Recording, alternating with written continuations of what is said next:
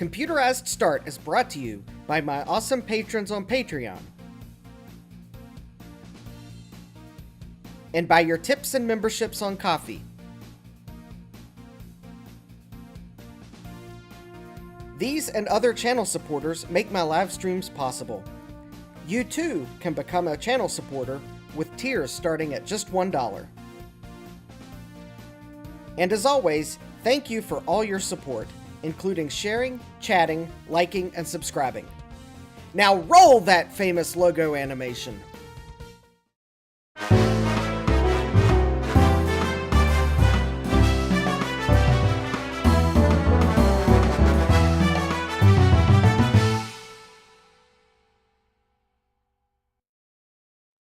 Good evening and welcome back to Computerized Start Live. I'm your host, Justin D. Morgan, and I was trying to psych myself up. Because sometimes I get home on a Thursday, I have to take the trash out, then I have to psych myself up to come down here. But anyways, I'm here, I made it, I remembered to turn the dinosaur on, I remembered to unmute my microphone, so we're off to a good start.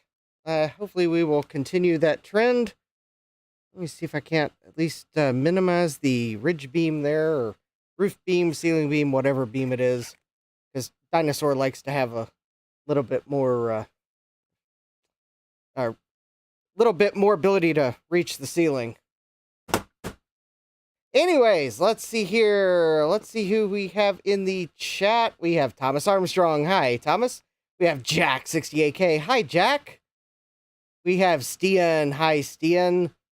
Stian says, howdy, I'm so bored I'm here early. That never happened with my college classes. We have Gut Bomb just in time again, yes. Jack says, but just in time means I'm on time. Yes, you're on time tonight, Jack. Thomas Armstrong says, more coffee. Yes, I've had coffee tonight, and I think it was more caffeinated than it was supposed to be, so that probably doesn't mean I'm going to stream any later than normal. That means it's going to be harder for me to fall asleep. We have Vborg. Hi, Tim. We have 0.5. Hi, 0.5. He's still really early for Mactober, though. Yes, good point. All right, let's see here. Any eBay regrets to discuss tonight?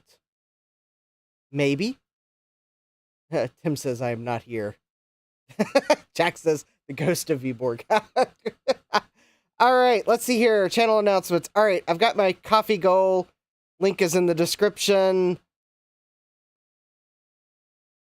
But you all tuning in helps. But if you can chip in for a coffee, then that helps too. Because I like coffee. Let's see here. Need more monitor testing. Yes, at some point I'll have a monitor test stream.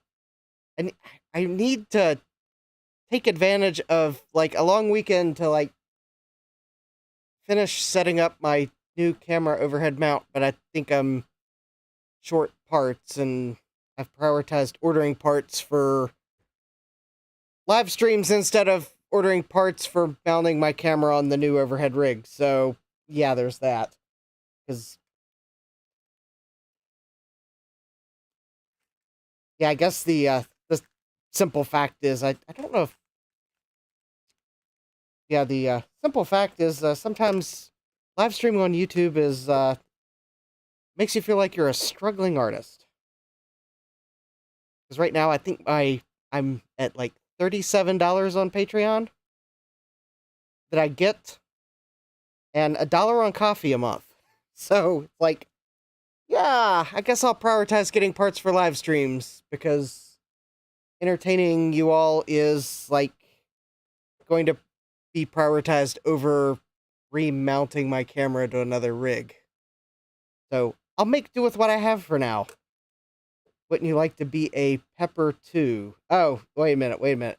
Missed the comment before that. Steven says, I don't have coffee for you tonight. Sorry, but I will have a Dr. Pepper to caffeinate in your honor. And then Tim says, wouldn't you like to be a pepper too? All right, well, that works too. If you want to have a caffeinated beverage in my honor, then go for it. At least you're here in the chat and can participate. So, all right. I did have a very legitimate question in the chat. All right. let's not beat around the bush here. Ladies and gentlemen, it's time for our favorite segment, Wheel of Regrets. Here's your host, Dustin D. Morgan. Hey, who comes up with these titles anyway?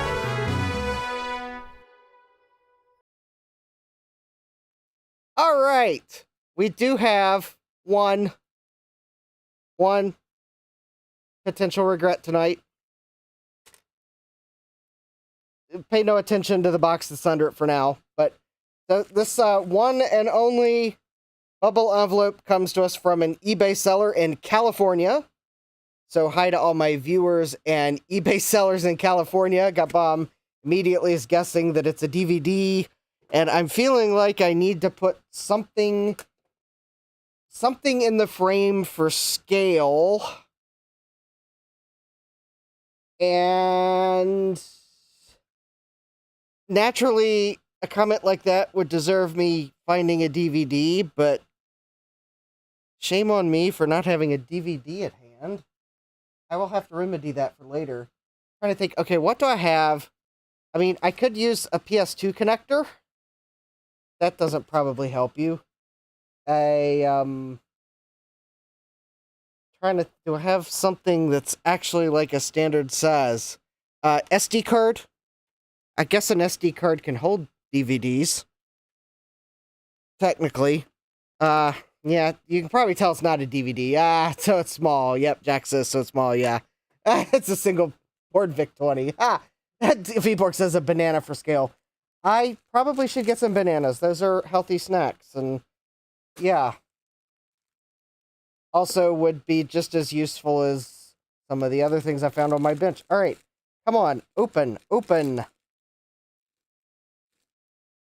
think this envelope was made by Fort Knox. All right, and we have one little IC, two little ICs, three little ICs, four little ICs, five little ICs, six little ICs. Yes. Oh. Oh, yes. These are 5-volt cache chips, but these are actually more special than that. I can't complain at my camera for not focusing because I zoomed in too far. Okay, now I know it should be in a range where it can focus. So focus. Actually, these are 64K by 4-bit cache chips. Sadmac says, oh, hi, Sadmac. Sadmac says, ooh, they're completely out of focus, lol. Jeremy says, with that many late ICs, I hope you don't get too bad of a brain freeze. Ha ha. Hi, Jeremy. Yeah, these are the special cache chips needed for that 386 motherboard that has the 486 DLC on it. The Tigram needs to be the 4-bit chips. And these are the 64K by 4-bit cache chips. I found a seller in California that the morning after I tried to upgrade the cache on that board, the seller listed 10 of these, and I bought 6 of them at $3.99 each. Because I wanted to make sure I had some for future boards too. So there we go. Hopefully they work. Actually, let's not hopefully they work these. How about let's, let me see if I can see where I put the retro chip. Oh, there's the Retro Chip Tester Pro. Let's not hope these work. Let's test these. I'm going to test these right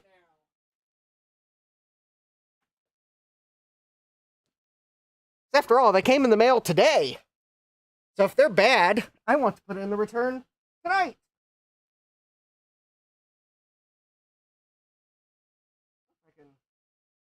There we go.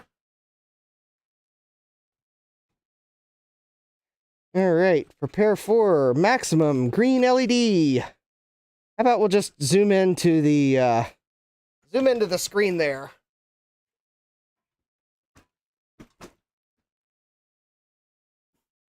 Stian says, Trust but verify. Yes, exactly. All right.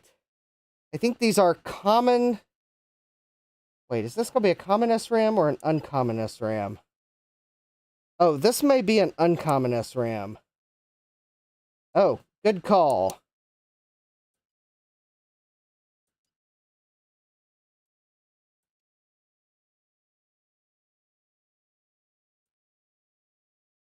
Ooh, I'm going to need to possibly pull up the data sheet. 7. Alright, I'm going to have to pull up the data sheet on these, which means I'm going to have to... The CY7C194.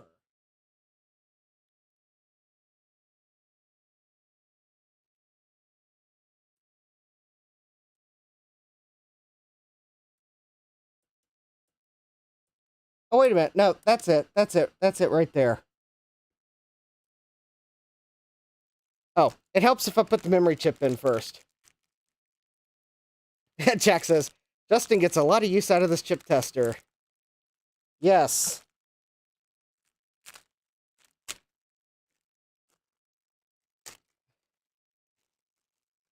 Yes, I do. Probably the best expensive thing I bought at VCF East this year. Oh.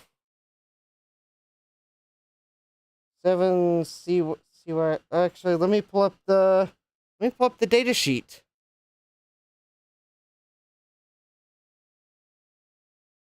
My 7C194. All right.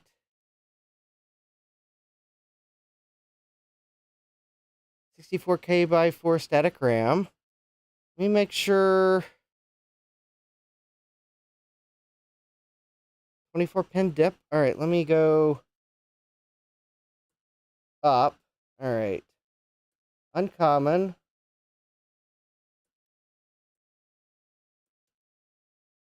So VSS is pin 9.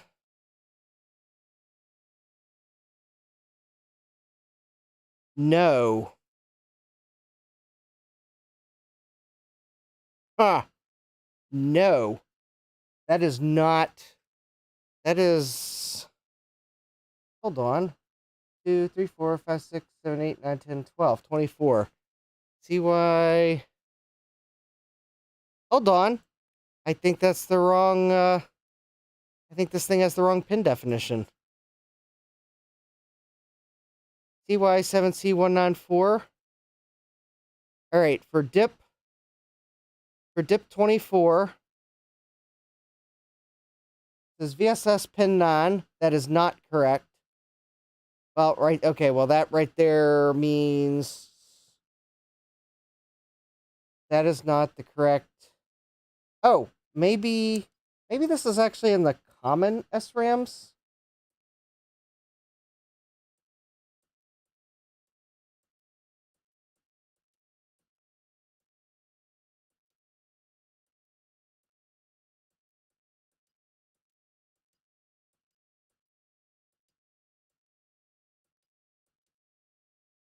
No. All right. Maybe I stopped scrolling too fast.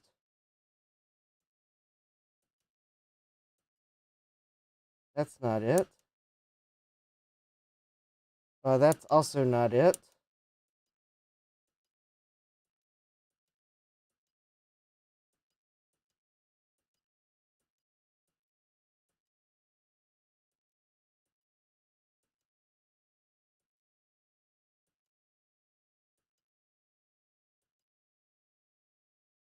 Oh! Well, the retro chip tester doesn't support these. Well, that's inconvenient. I guess I'll have to email them and suggest they add that chip, because I don't see why that chip wouldn't be supported. I also kind of hope that means... Jack says, at this rate, it could have been tested by putting it in the board. Not so, Jack. I don't have the 5-volt the other 5-volt cache chips yet to put them in the board. I hope this isn't a sign that I bought the wrong cache chips.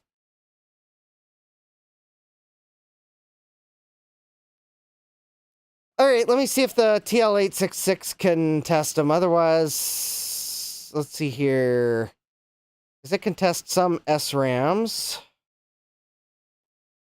Standard SRAM.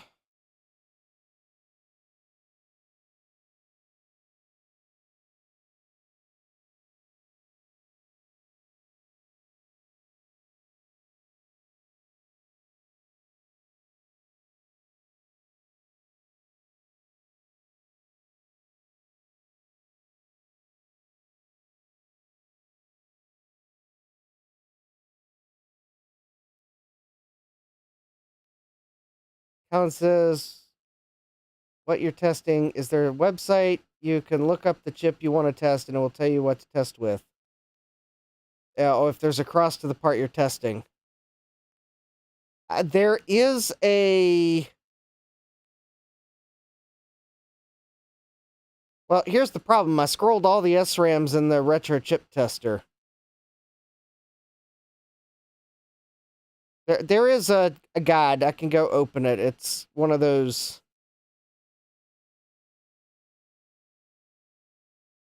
I have to remember that I have it. All right. Manuals.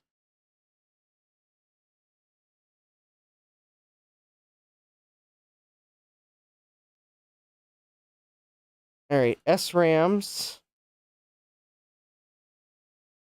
All right. So let me search. It's a 7C194. And there is a match in the document.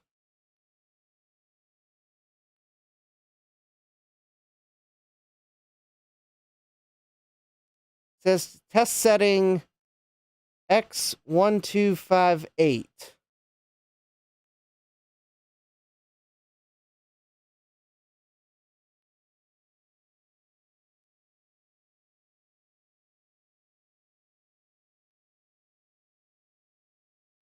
Hold on. Let me see what the columns mean.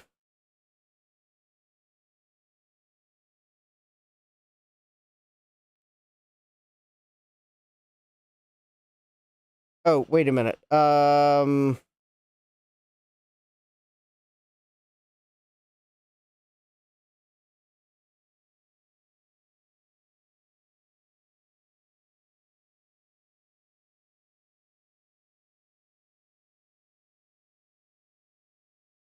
X1258. They haven't tested it yet.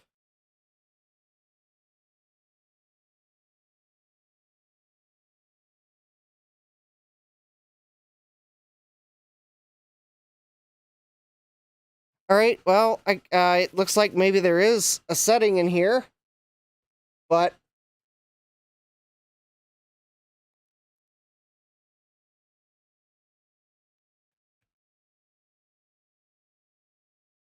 all right.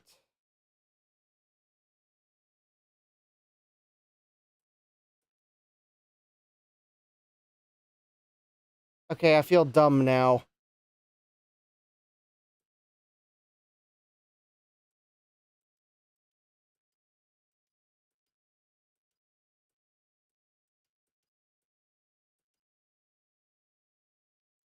I didn't realize there was a whole separate category for Cypress chips. Oh, I hope these have the right pinout. Because now that tells me there's 2 different pinouts for these chips.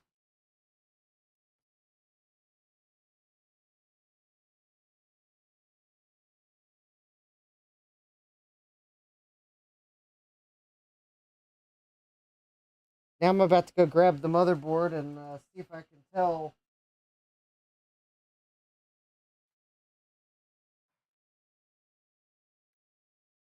What pinout it needs.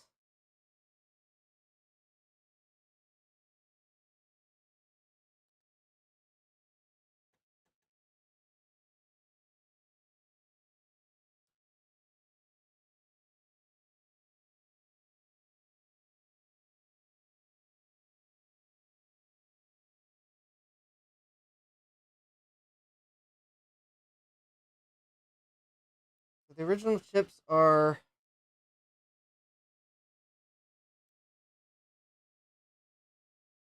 Jesse says, perhaps it's that special Q RAM the cool kids are talking about. Ha! Hi, Jesse. Could be. MCM.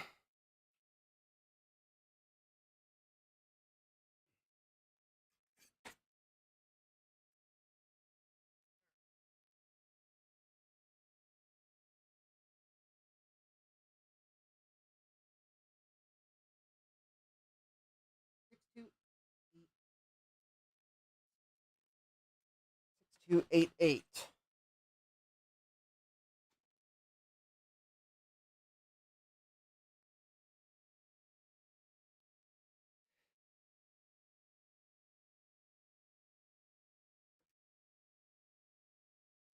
All right, I'm checking the pinout of the SRAMs that are in that board. They're 22-pin chips.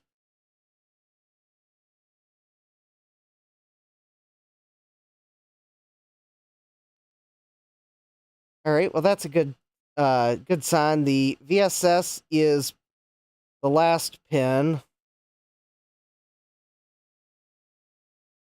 Oh, okay. Oh, yeah. It's I probably have some extra special unnecessary testing enabled.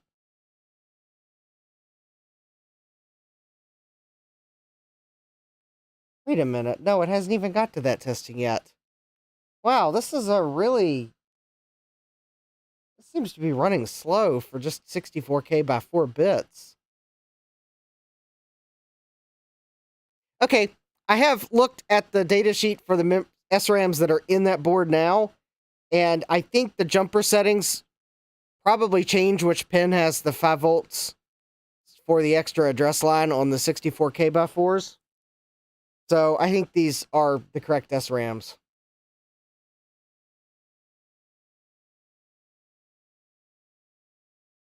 I just have to wait for the other SRAMs to come from Withville, which means they have to go through Greensboro to get to me, because I think it's Greensboro, because they closed the Roanoke mail sorting facility years ago. So naturally, even though Withville's in Virginia, its mail goes down to North Carolina for routing. Despite the fact that I think Richmond's just as far as where the mail gets sorted, but maybe it's not.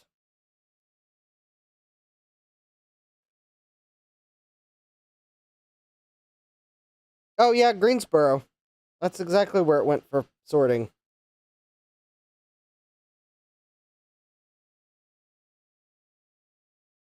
I'll probably get it this weekend. At one point, eBay was telling me I'd get it tomorrow, but I don't believe that, because I think once Greensboro finishes processing it, then it'll go to Richmond for processing.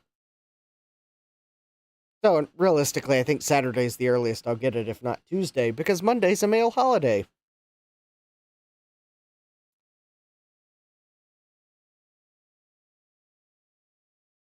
Wow, it's sure taking its sweet time to test these chips. I'm almost tempted to... Jack says, eBay has had overly optimistic delivery estimates lately. Yeah, I think their sales are down, so they're doing everything they can to convince you to buy stuff.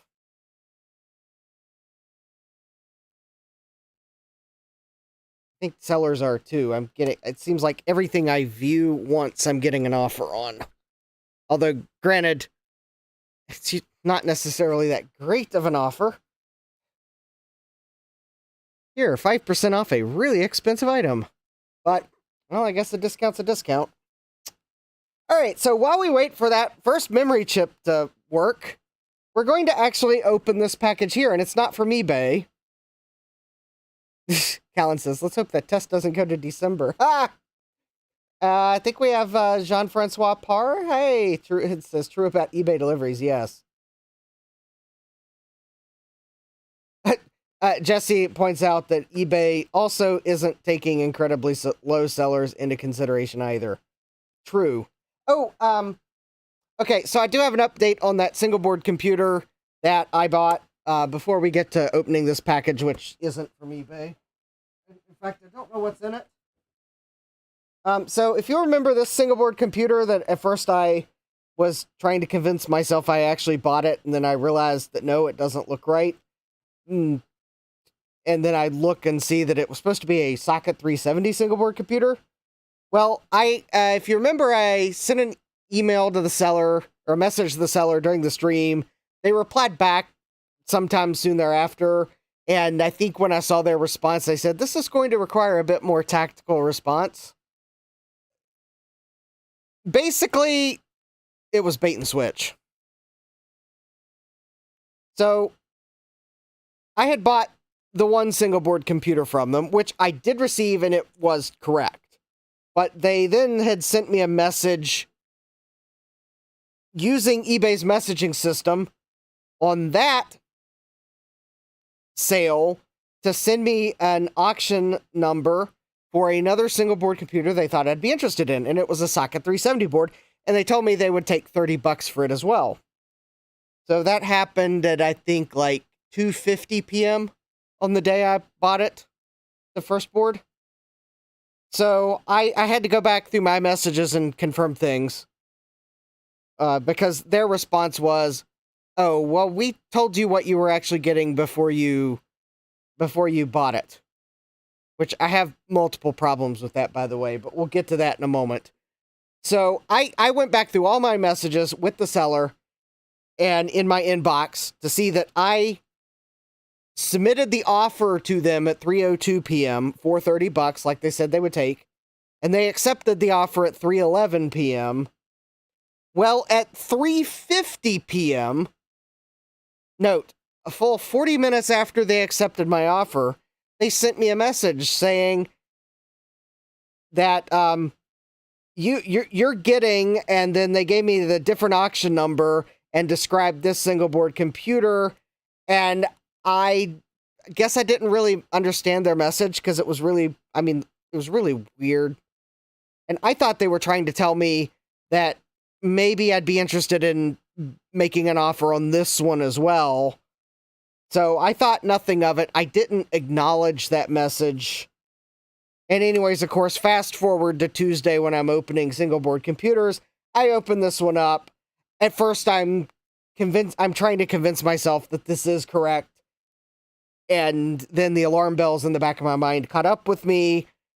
And anyways, the response they sent me Tuesday during the live stream that I said needed a more tactical response, they told me that, well, we told you you were getting this one before you bought it, but anyways, no. Demonstrably false. Demonstrably and obviously breaks multiple eBay rules, I believe. Or at least one eBay rule and one FTC rule. No, you cannot use the message system to redefine what a buyer's getting. You certainly can't do that after they pay you. That's bait and switch. I think the FTC would have something to say about that one. So anyways, I thought about it and thought some more, went to sleep, and Wednesday morning, I guess yesterday morning, I finally decided that the only course of action to do, after realizing that they accepted returns, so I really didn't need to send them a courtesy message other than I did it because I wasn't going to do a return during the live stream, so I wanted to let them know I had a problem ASAP and I would deal with the return later. Anyways, I submitted a return request because they had returns turned on. You better believe I did select the received wrong item because this is definitely, certainly not what I was supposed to get. And I used, I think, 496 of the 500 characters eBay will let you use to basically, since I realized the seller is trying to either convince themselves or convince eBay preemptively, knowing because they probably know eBay's going to see all our messages. They're trying to convince themselves that they sent me that message before I bought it. Anyways, I just basically, reason for return was basically I dumped all the timestamps of all the messages in the return request and basically was like, at the end of the message was like, I didn't acknowledge their message saying they were sending me something different because I thought they were trying to get me to make an offer on the third single board computer, and lo and behold, they were sending me this. This is not what I ordered. So anyways, yeah. Yeah, don't try to throw timestamps at me or even relative times trying to convince me that they told me something before I bought it when I prove it's wrong, because I'm going to literally dump every timestamp I can find in my email message. They haven't responded to that or tried to tell me not to return it or anything, so this weekend I'll get it packaged up and send it back, because quite honestly, I have a couple days to return it, and well, it is not a priority to send it back to them because they are very obviously in the wrong, and I don't think there's any way that eBay would be able to side with them, because they quite literally would be the textbook definition of bait and switch. Anyways, the first SRAM passed, so let's pop a second one in, and we'll let it start to run, because it's going to take a while, and we'll come back to it. And let's open this surprise here. Whoops! Actually, I just accidentally hit the reset button. So let's let me select that again real quick.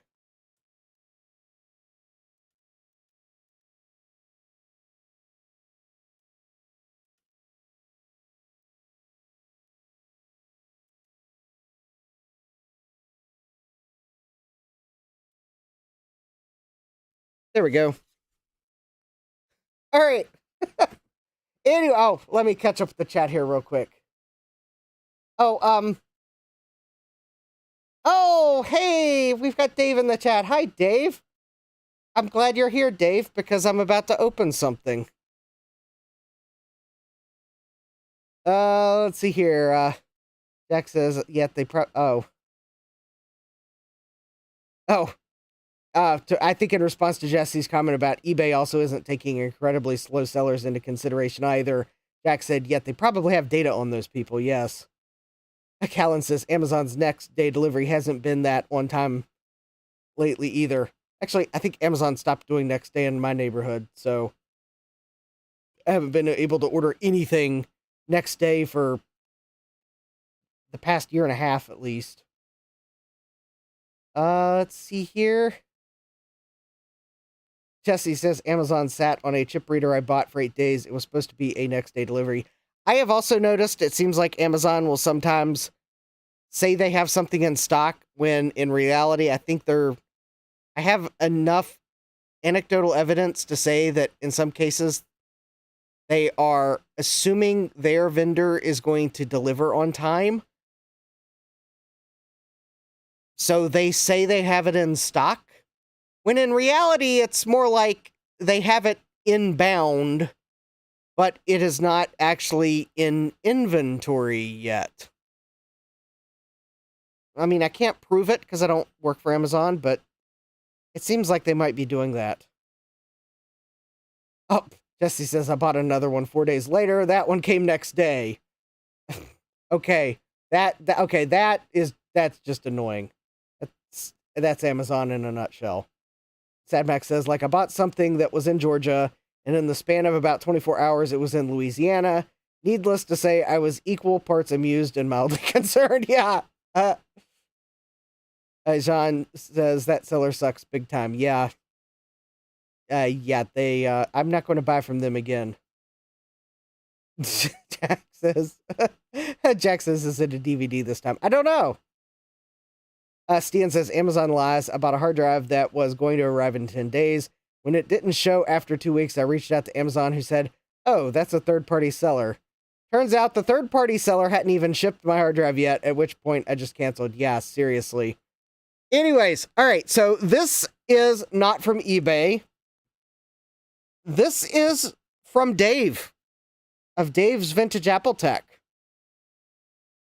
And this was waiting for me on my porch this evening, so thank you, Dave, in advance. I'm not sure if Dave let me know what this was, or if it was supposed to be a surprise, but anyways, let's just say I had a rough start to my day this morning, so kind of a nice way to end the day that there was a pleasant surprise waiting for me on my porch.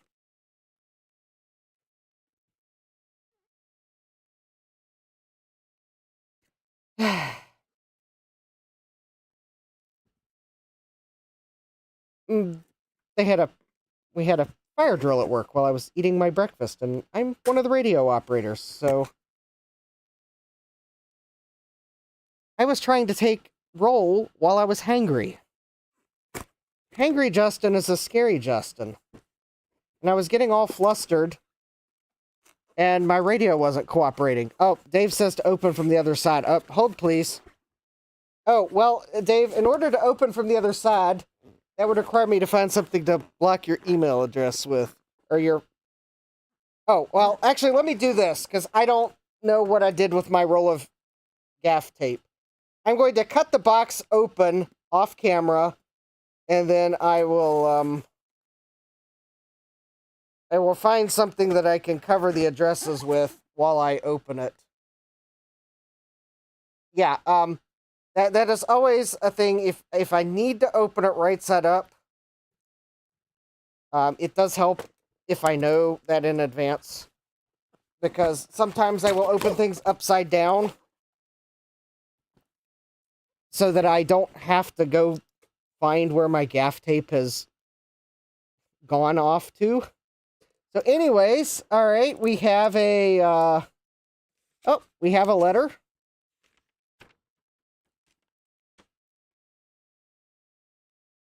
Oh, thank you, Dave. Hi, Justin. This is my personal thanks for you taking the time to do your cameo for Keeping Up with the Macintosh spoof. Sorry, I meant to get these out last year. Here's a Keeping Up with the Macintosh 15-ounce cup for your thanks for all your support and your friendship. David Stahl, a.k.a. Dave's Vintage Apple Tech. Ooh.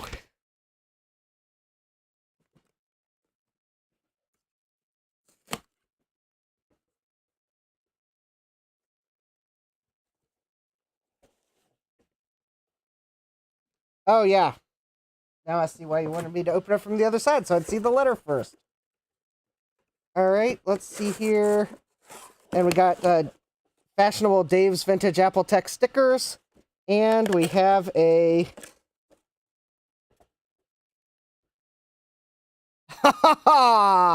Macintosh computer. Are you keeping up? Oh, thank you, Dave. I will enjoy drinking my coffee out of this mug. Yeah, I love coffee mugs. So if you're ever like, oh, in fact, actually, if you were wondering, yeah, this is a really sweet mug. Thank you, Dave. There actually is a coffee mug I've been looking for. So I guess as some of you all are out and about at thrift shops, especially if there's a former Union Carbide location near where you go to thrift shops. Yeah, they got bought out by Dow, so it may be Dow now. But I've been looking for a particular Union Carbide mug. In fact, if I had a good picture of it, I would... well, I have a blurry picture of it, but that's probably not very helpful for identifying it. But I haven't found it show up on eBay. I'm trying to recreate my first computer, my first PC, but I'm trying to actually recreate everything I had on the desk. So, spoiler alert, I actually found the coffee maker that is in the picture. now, because I've found the coffee maker, I've been looking for the mug.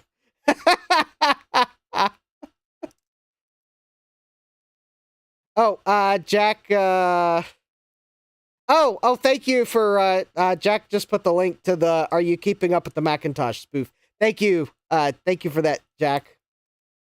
But anyways, yes, I will enjoy drinking my coffee out of that, Dave. In fact, I may have to take it to work, and so that everyone at work will be envious because they're not keeping up with the Macintosh. Or maybe they are keeping up with the Macintosh, and they'll laugh and they'll point and they'll say, "Nice mug." Dave says, "Ha, yeah." Or some of them will just shake their head and kind of do a little face palm because they'll be like, "Oh, Justin, and your vintage computers." But my coworkers are cool. Actually, it'd be more doing that because it's like the Macintosh mug. But all right, so these SRAMs are testing at breakneck speed. We probably should go ahead and get on with this SE here. So, this is the Macintosh SE logic board that came out of the SE30 it's the SE30 logic board that I got, that was in the SE30 I bought off eBay, the place where I buy the things I later regret. It was an auction format purchase, and I was able to snipe it for the opening bid of $149.99 plus shipping and tax. So I think the total was $208 or something like that. Jesse says, "I would be walked out if I brought that to work."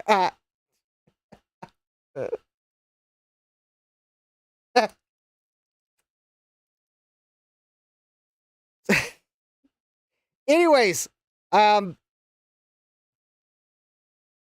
know actually, let me see if I can't pull open the eBay listing. Let's see here. Purchase history. Because I want to... I don't know what I'm not sure if what the Mac was doing when the seller tested it as Smazzy Mac or Sazzy C Mac or CZ I don't know. Whatever they call it. I have to usually be staring at the word to pronounce it. All right, let me make sure there's nothing on my screen that's overly sensitive.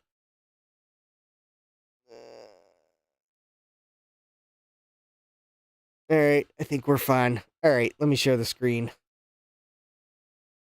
Oh, that second SRAM passed. I think that might be about all I'm going to test. All right, so here we go. This is the eBay listing. You can see there was one bidder, me, $149.99 plus $49.99 standard shipping from Washington State. And yes, if anyone's wondering, oh, actually, it's right there. The eBay seller was Commander Scott. Anyways, Commander Scott tested this, and this is the pattern that was on the screen. So what this tells me is there's hope for this computer. And I will have, and also what this tells me is I'm going to have to send the back of the case today for retro breading. Summer is coming, so it will be extra special, extra suitable weather for retro breading, because that is quite the color gradient there. Actually, I think someone swapped cases because...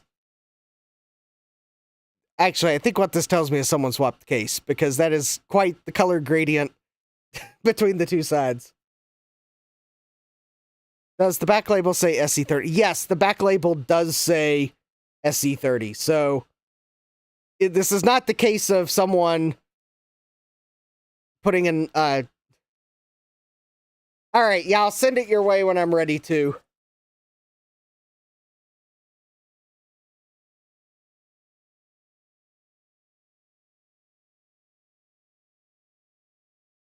So So it's a Macintosh SE 3030, yeah.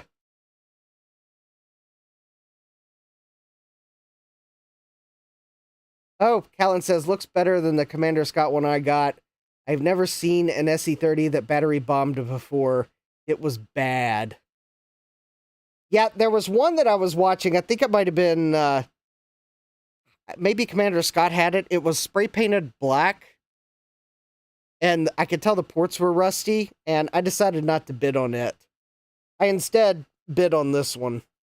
Because none of the ports were rusty in the photos. And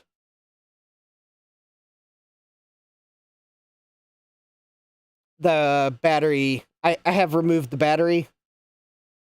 The battery did not leak. And this one has the metal clips on the ramp sim socket, so I feel lucky, because I have ultrasonically cleaned this board, but I have not removed the capacitor leg, so we will have to do that. And then I'm going to see if I can't do some tracing just to make sure I don't have broken traces.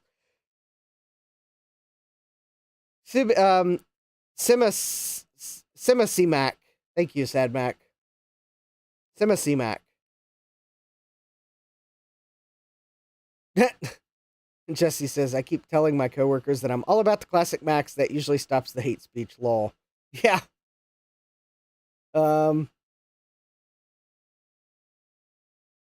Would have, because it was temporary, yeah, back label says SE30, I'm pretty sure. Back says -30. And Thomas says, can see corrosion on UE8. Yeah, there is corrosion on that chip and that chip. That is quite possible the source of the problem. I thought I had ordered parts to replace those proactively, but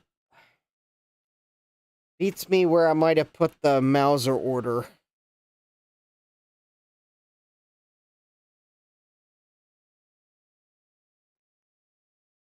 Wait a minute.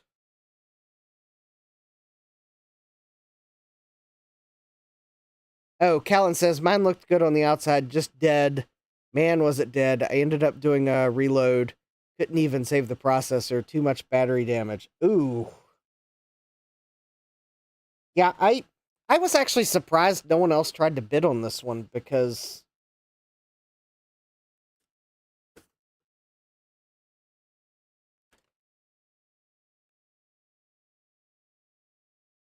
Jack says, I don't think I've bought from the seller. They have sold an absurd number of items. Yeah, I'm not sure I would have been as comfortable buying sight unseen the first item from them being a Mac, but I had bought a K-Pro from them, and it arrived in good shape. Granted, it was missing... It's missing the case screws. I'm going to have to find screws. But despite the fact that there were no screws holding the case on, it arrived with no damage. Can I zoom out a little? Sure.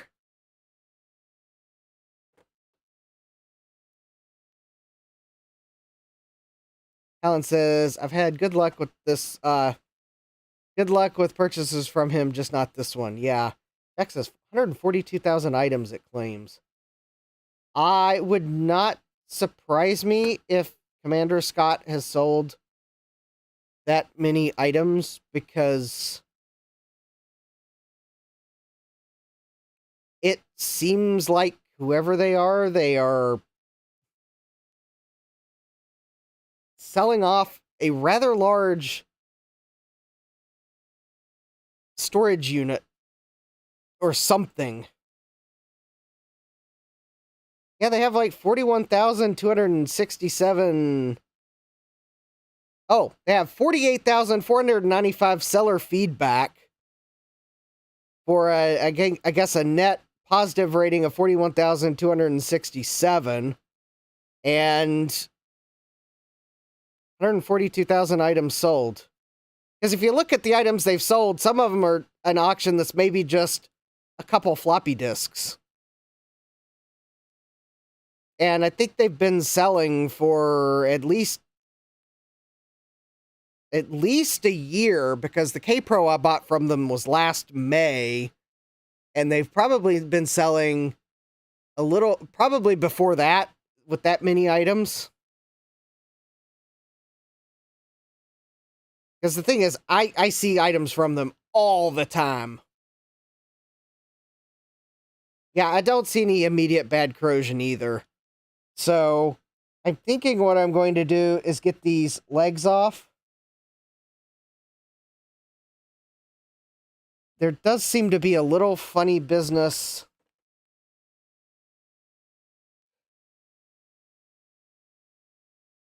here.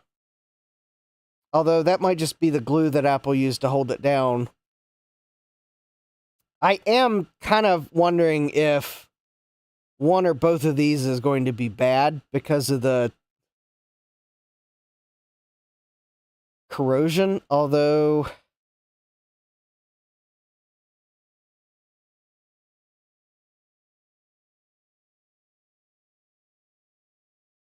and I know that I'll have to be careful soldering because, as Adrian Black found out, a bunch of these capacitors have data and address lines running under them, so I will need to be careful and check that I haven't removed solder mask when I clear the legs off.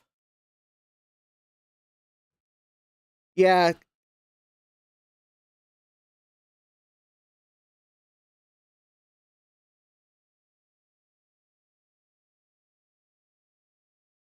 Alan says, I've been watching him for over a year.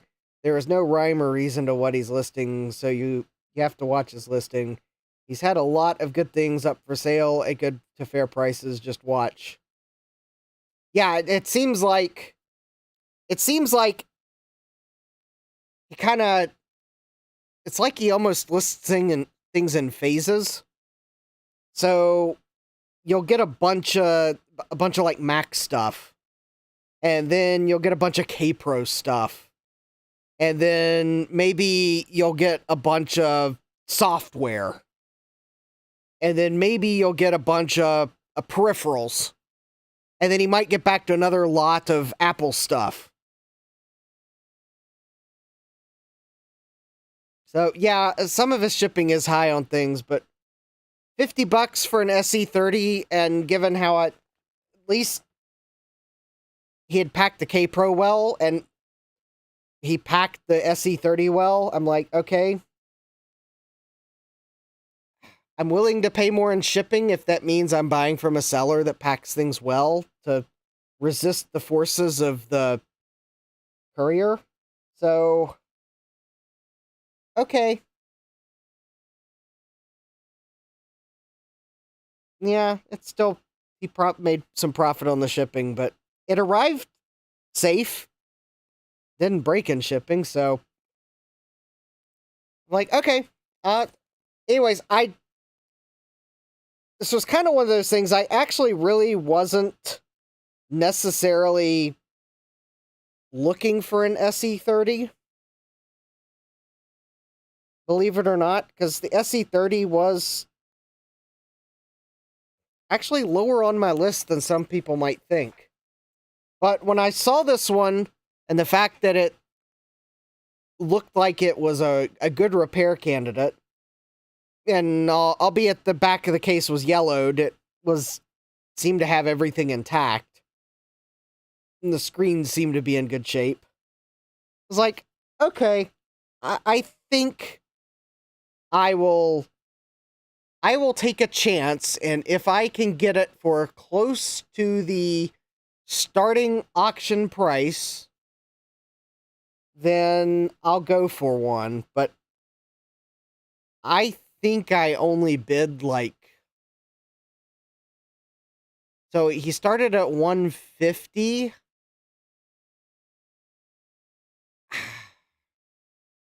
I want to say that my bid might have been like 160, maybe 170. Just enough that if someone else tried to snipe it for the a couple dollars over the starting price. Basically, what eBay will suggest when you first bid. Because if you're on mobile, they'll like give you a couple suggestions.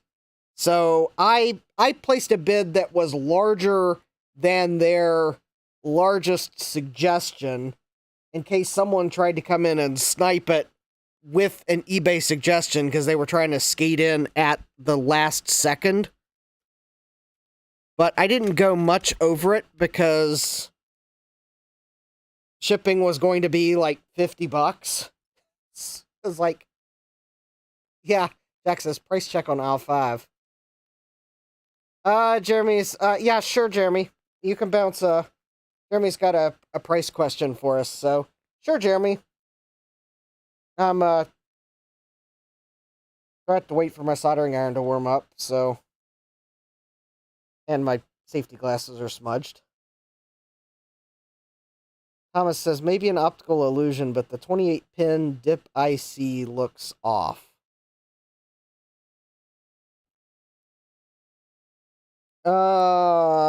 You referring to this one here?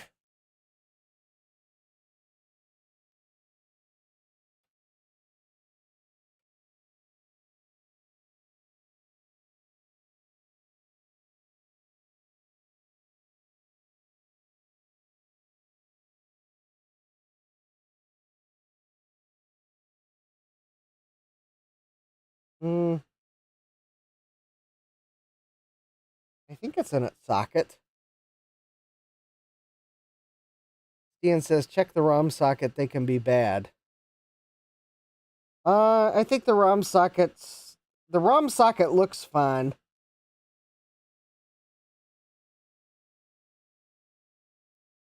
I hope it's not bad.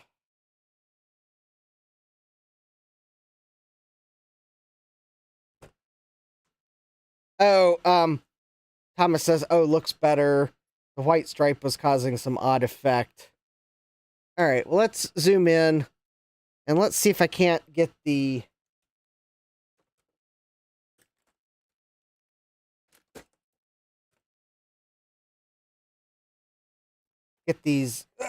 legs off the board.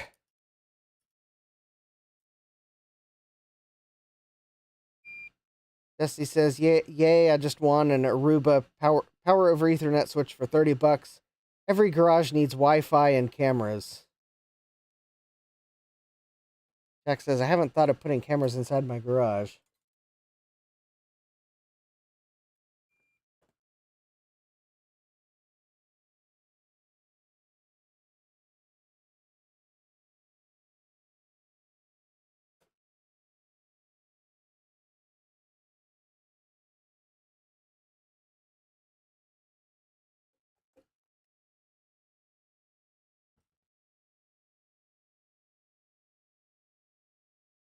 Alright, well, there's one component leg off, and this solder is...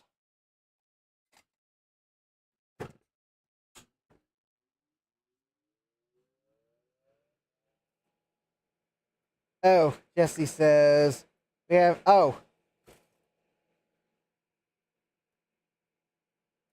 Jesse says, we have people throwing trash behind our garage. Some people did something really unspeakable that I'll keep off Justin's chat. That's appreciated. Oh, Callan was talking with Stian. Okay. All right, Jeremy says, Mac SE, not the 30, with Apple Extended Keyboard 2, Image Writer 2, a Rodin external drive, and an open box copy of Apple HyperCard for $200. It supposedly works. Good or bad deal?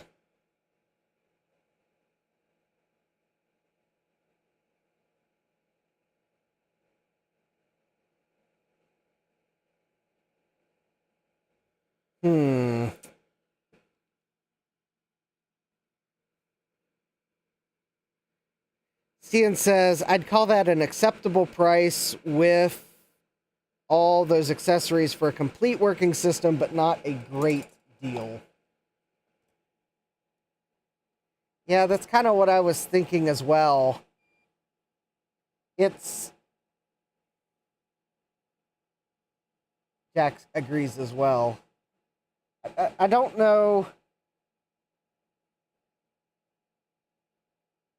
All I know is image writers are quite plentiful.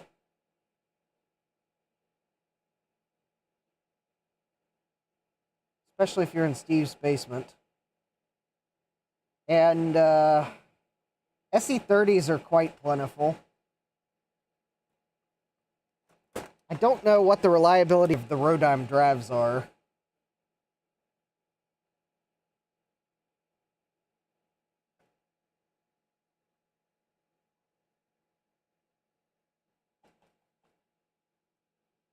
Jeremy says they don't show pictures of it turned on and working. Red flag there. Oh, that is a very red flag, Jeremy. Other red flags would include it worked last time we used it in 1990.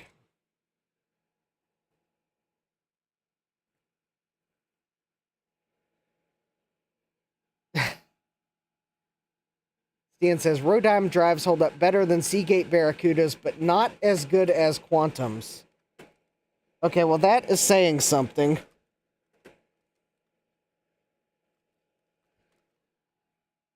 Because I'm not necessarily convinced that Quantum hard drives were the be-all, end-all of reliability.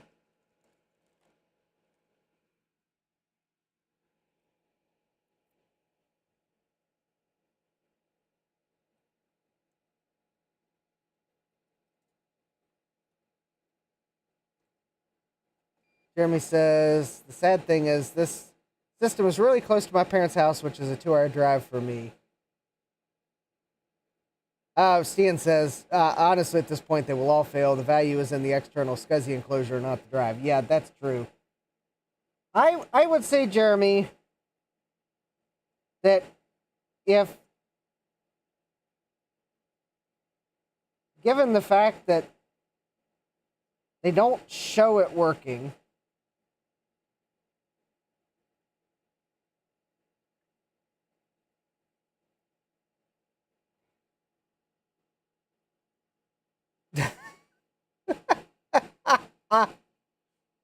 Stian says, what would you say is the be-all, end-all of hard drive reliability? Blue SCSI. V2.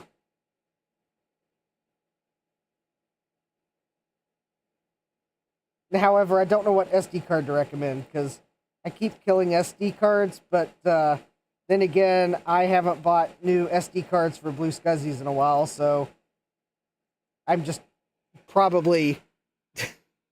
So it could be the fact that I'm using old cards is why they keep dying, not anything against the Blue SCSI.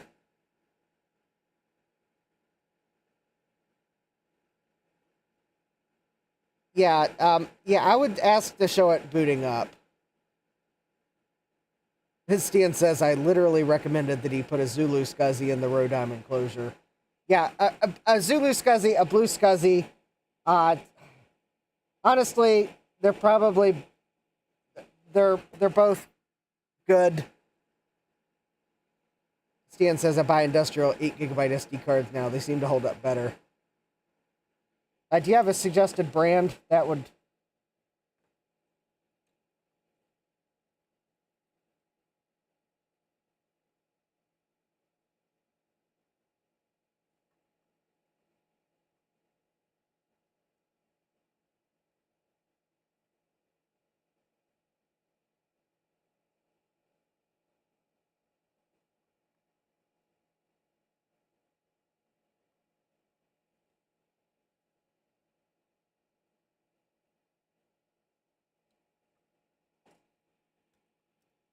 SanDisk Industrial. Okay.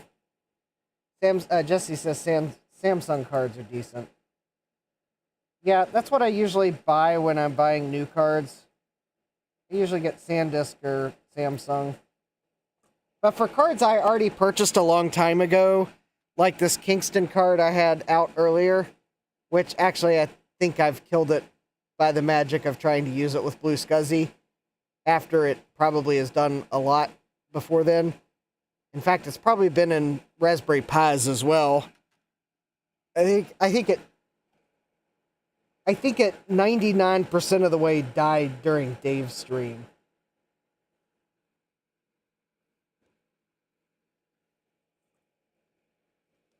Honestly, Jeremy, I'm trying to think of the SE30. I would say unless you can get them to show you that it's working.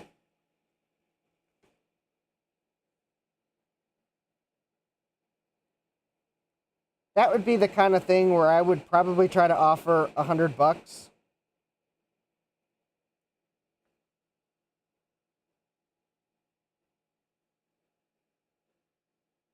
And I realize that might sound low, but I mean, it does. It has basically my rationale is it has a good bundle of items with it.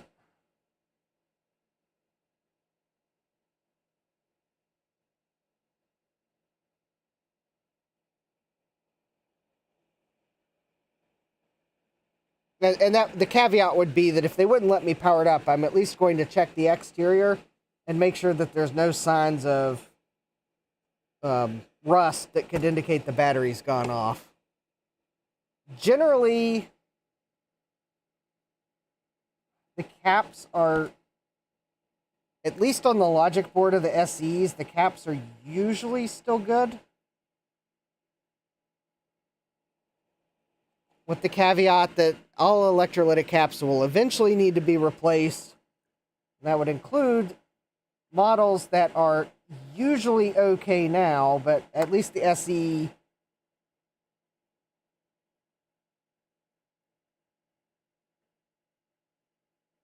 is usually okay. Also, I think the SE may be all through-hole caps. I don't think there's any surface mounts on it. Oh, yeah, I know, Stian. He's talking about an SE, not an SE30. For an SE30, that price would be a no-brainer. Yeah. For an SE30, I would, $200, and I would run away. Again, as long as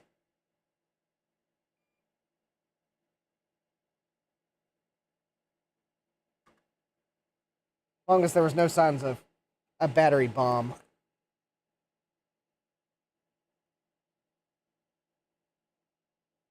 An SE, I would probably try to go down to like 100. Yeah, Jack says, as long as it's not battery or water damage, then there's a good bet an SE works. Yeah.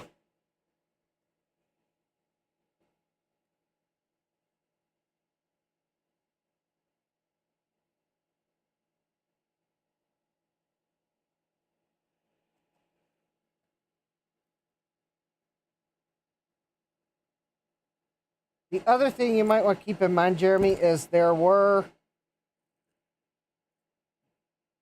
the original SEs are 800K. Although Apple did have a SuperDrive upgrade. So it's possible that it might have been upgraded. But the original SEs were 800K. And you have, in order to upgrade those to the 1.44 megabyte SuperDrive, you do have to upgrade the IWM to a SWIM and replace the ROMs.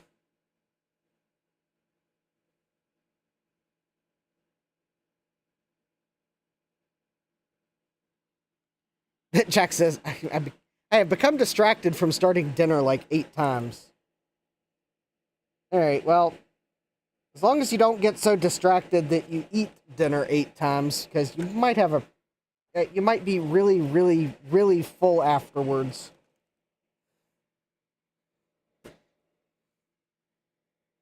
But yeah, I feel you there. I've had days where I'm so distracted I've like started to try to make dinner multiple times.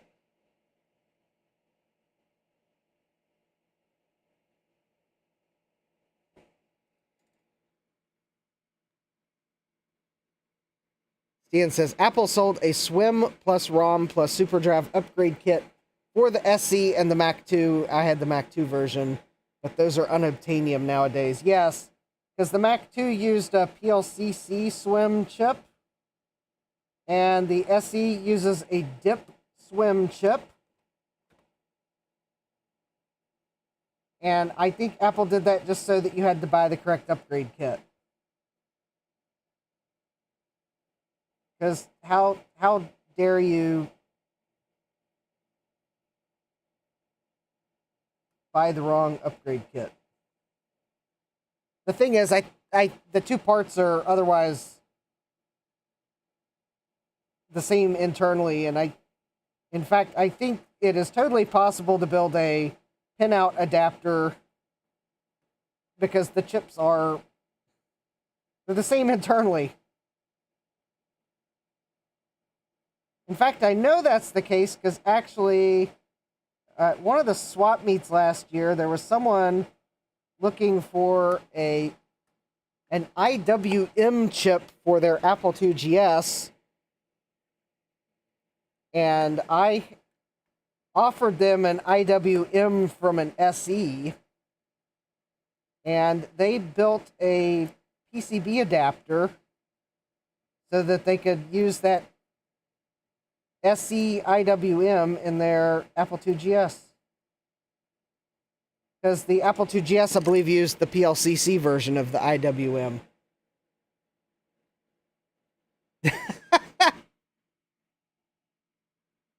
Thomas says the SWIM was used in the GS too. I thought the GS used the IWM. Because it never had the high-density floppy disks.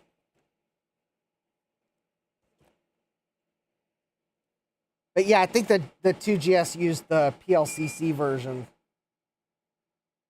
In fact, it might have been the same as the Mac 2 one.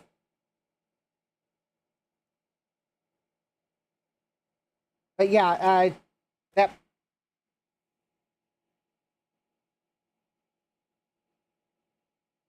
that person I gave the SE IWM to made a little adapter board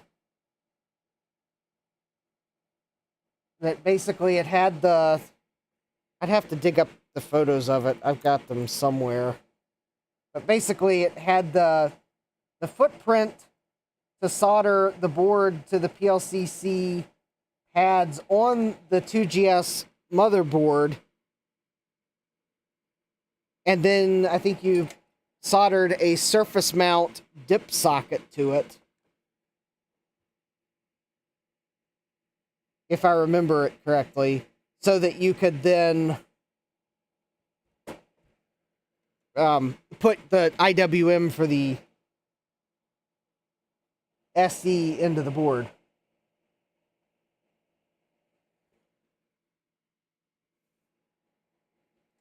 Ian says, I miss my Mac 2. It had the FDHD upgrade and the Radius Rocket 2 in it. Oh, nice.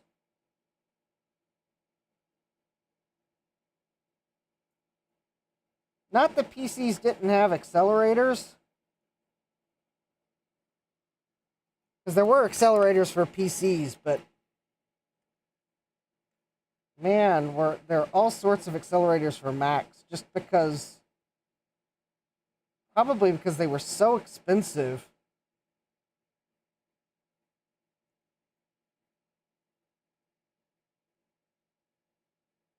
There were Radius and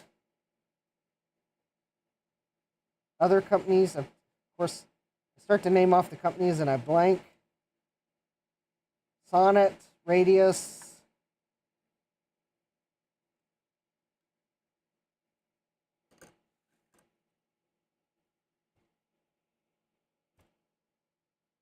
Next says, I have a Mac 2 with a mysterious SCSI problem that I have yet to figure out.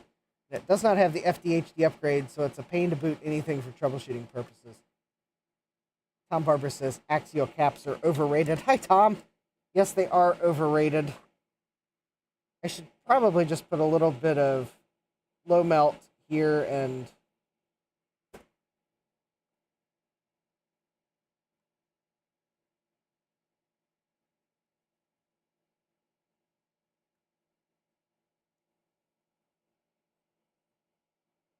but there are so many vias in close proximity to some of these pins. that I figured I would just try to use standard solder.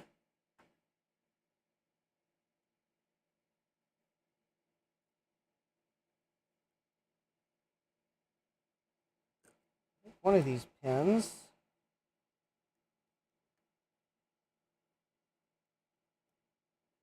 I realize these axials usually aren't bad, but they come with the kit, so I usually go ahead and replace them. Alright. I think I'll just have the two more...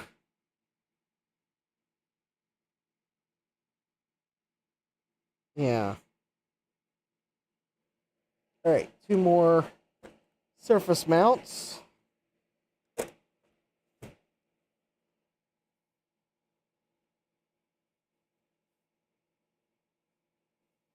But, uh-oh.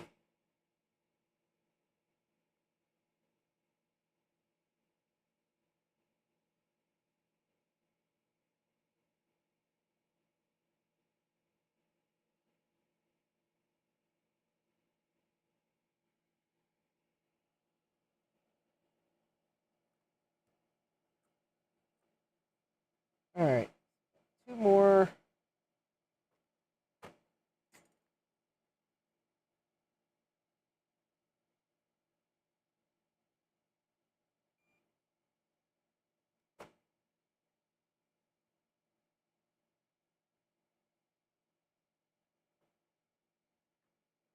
One.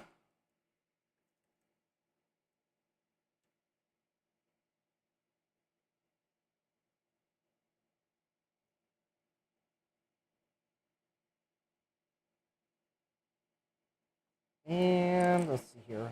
One last one over here. Jeremy was saying, side notes. I got a box full of Atari 2600, 7800 games with two 2600 consoles, two joysticks, and a set of paddles today for the price of two modern ATX PSUs and a 2 terabyte M.2.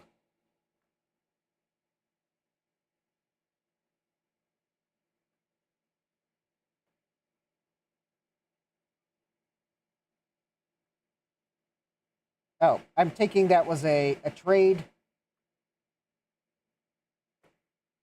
and not a guess the retail price of these items, and that's how much I paid for it. All right, I've just had, I don't know, a weird...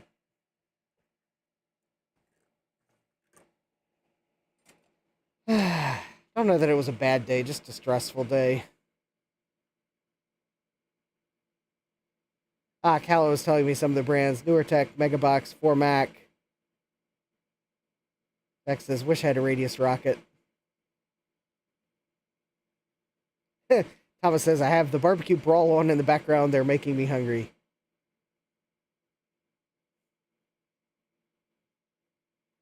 Ian says, oh, yeah.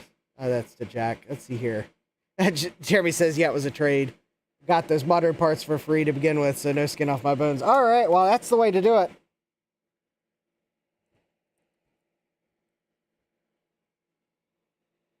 So that may be what I do at the swap meet is some stuff. I may bring some stuff to trade. All right. There we go.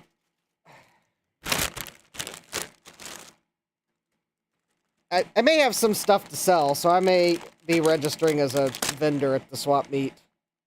Because I have been pondering it the past couple days, and maybe I do have a few things I might have to sell that are excess items.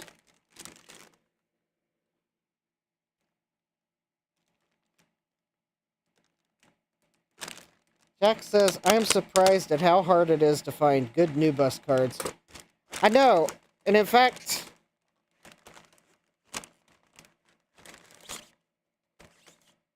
yeah, it's like, I don't know where they all went. I mean, there's some of them that I'm surprised are harder to find for some of the obscure Apple monitors, but Ian says that collector market has apparently taken off. Although, I have to say, today I saw that someone listed an 824 GC new bus card. And I added it to my watch list, and then I did some research on it, and then I decided I wasn't going to try to wait out the price.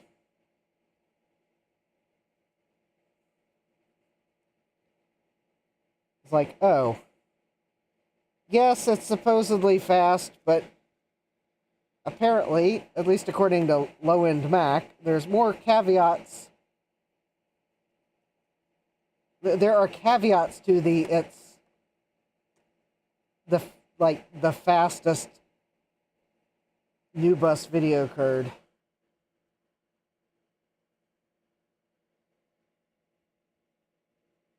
At least if I characterize the article right, it's more like it's the fastest for 68030 Macs. And some of that requires software that's been optimized to use the card. So I'm like, oh, that's nice. Like, okay, well then I'll just be happy with some of my standard quick draw accelerated cars that just have standard acceleration. I'm like, okay. I think some of them will even work in 68040s. I mean, I think Capcom says, I got a 824 GC recently. It's wonderful. Stian says, if you put the 824 GC in a 2FX, you have peak 68K compatibility problems. Well, there's the problem. I don't have a 2FX, because then I probably would want an 824 GC. Because that seems to be the correct Mac for an 824 GC. Not that it won't work with others, but I kind of have no desire to try to track down a 2FX. Capcom put it in his 2SI. He didn't pay that much. Naturally. Yeah. The seller wanted, like, $299, which was more than I'm going to pay for a card that is not, that you really have to have the correct Macintosh to get full advantage of it.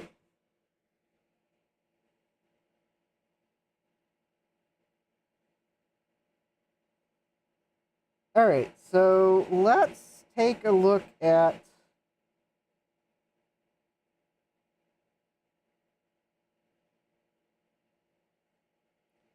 some of these pads.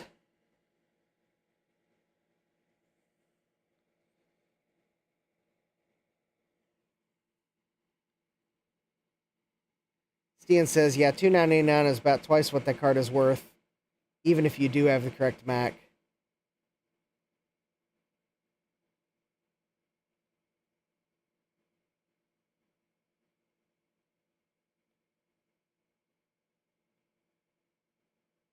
Yes, Stian says, I have two FXs, and yes, that's what it was meant for.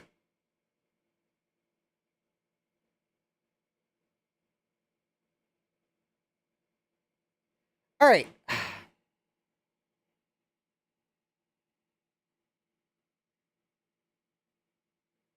I mean, yeah, I am totally fine if you have vintage stuff. Quite honestly, I'm of the opinion you can list anything on eBay for whatever price you want, but don't trying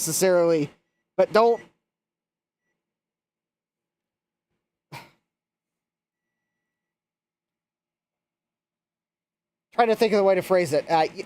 I'm of the opinion that you can list anything on eBay for whatever price you want. However, don't expect people are going to like it. Or are even going to want to pay your price.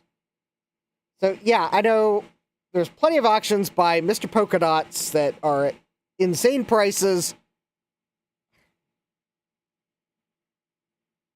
I'm hoping people aren't paying those prices, but I'm like, okay, if you want to list it at that price, fine.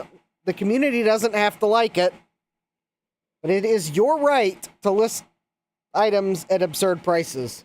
It just gives the rest of us something to laugh at.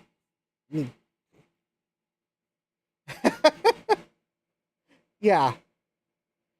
However, I also do get tired of the seemingly endless supply of auctions that are pushing what something's worth and or go over what it's worth.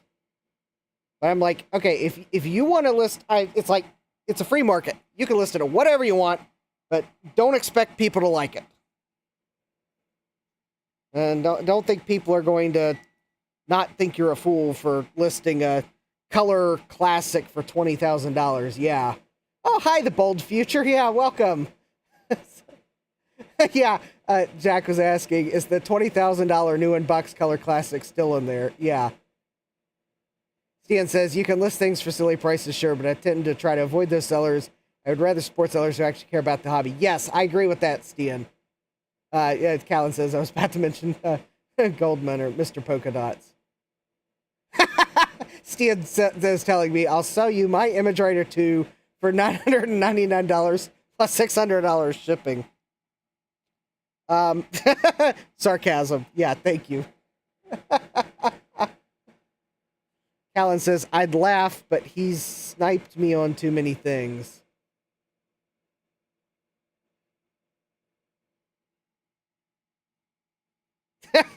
Sadmac says, if you list for silly prices, I'm going to start looking for polka dot backgrounds. Oh, okay. All right. Okay. This reminds me of, I think I still have it. Let me see if I can find it here real quick. It would be a shame if I deleted it.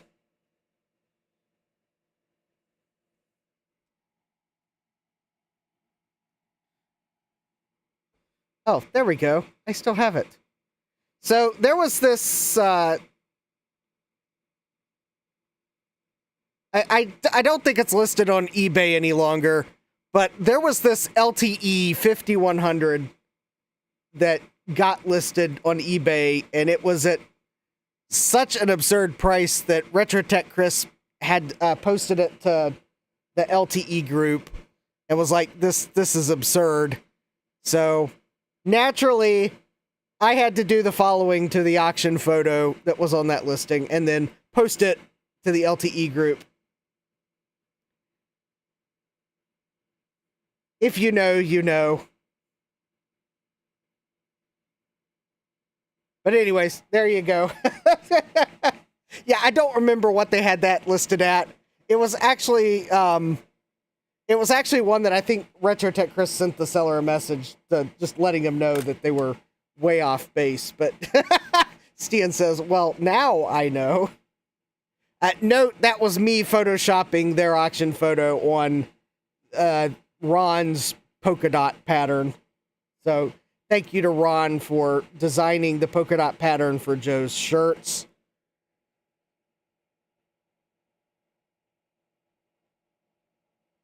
All right, so what I was trying to do...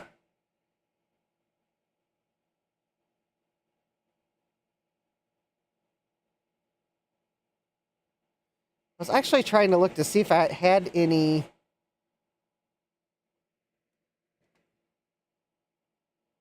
Jeremy says, I swear Mr. Polka Dots uses a stinking shower curtain as a background for his eBay listings.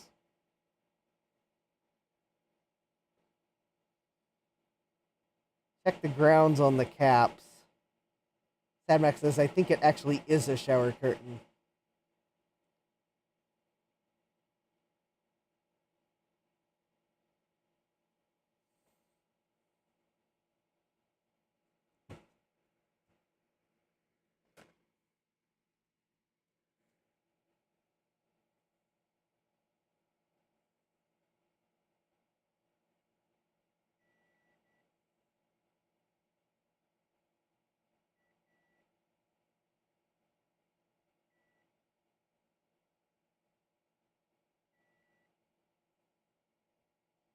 You know, when I soldered this one, Alright, that's at least the ground via. I don't think I have a broken trace here. Unfortunately, I'm having trouble tracing where that trace goes because of the silk screen. I think it might be to here.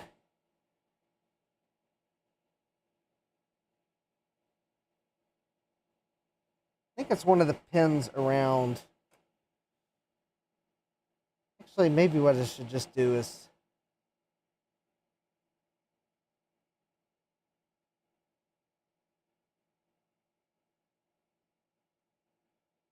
Okay.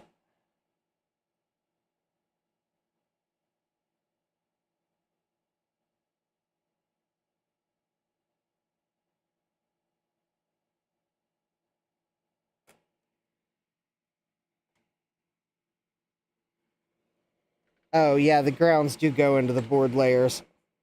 Alright, I want to look at that under the microscope.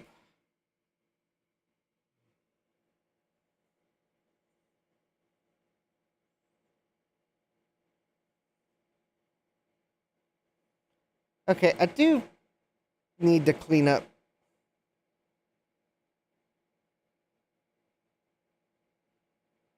And that's one of the caps. Oh, that's...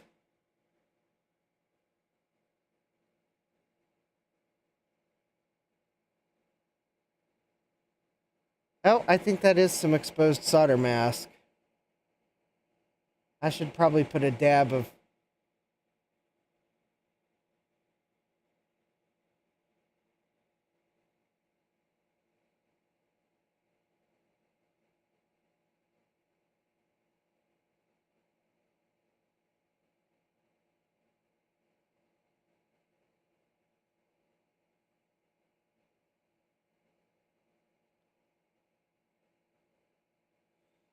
That's flux.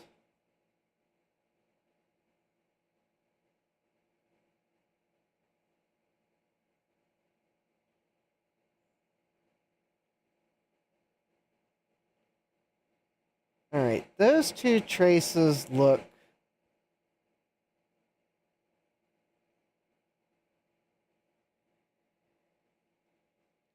Hold, please, while I try to get my microscope to stay in one place so I can...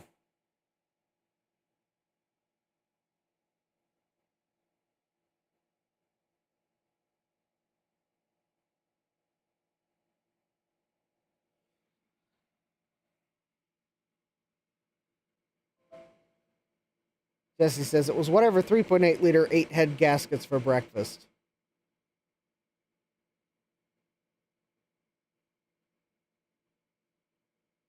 Yeah, apparently I had a disconnect and reconnect. Jack says, wasn't it Justin's stream on Tuesday night where we were discussing the 10 plus listings for Quadra 840 AVs ranging from $2,000 to $3,500? Yes, we were. And I think they were all Goldman's listings. And we were speculating that there might actually only be one Quadra 840 AV built to suit.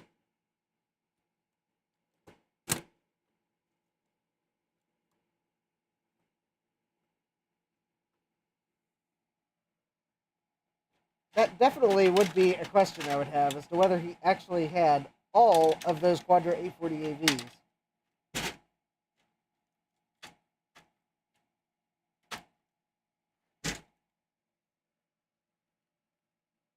But I'm not going to spend multiple grand to try to order 2 or more of them to prove that there's not that many in stock. Jack says someone should buy one so we can see all the listings disappear.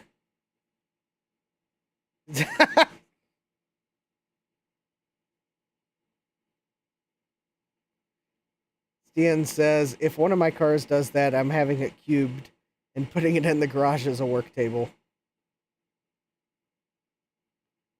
Alan says he sniped me on a Quadra 840 AV at 200-ish and then relisted the exact machine for 2K.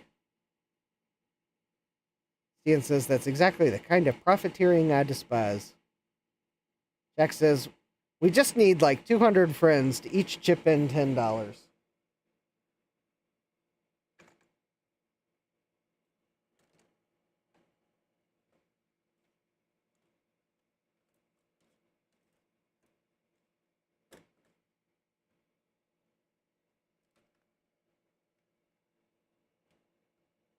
All right. I am going to have to.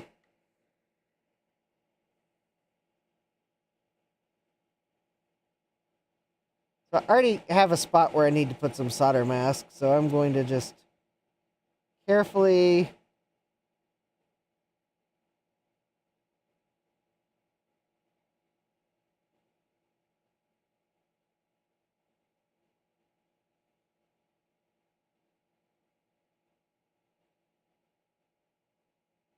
I'm not sure where my fiberglass pin went. That's why I'm unsuccessfully using the utility knife.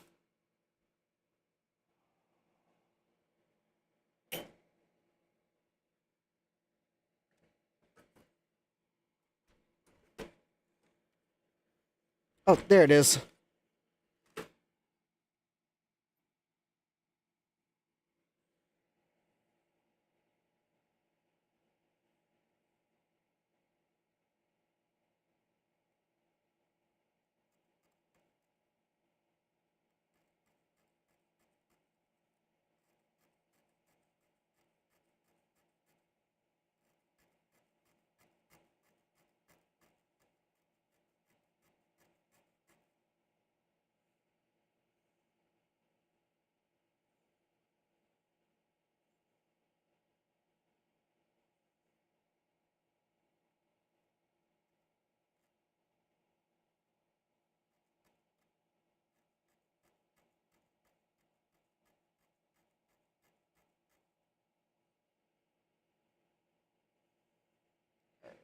Let's see if.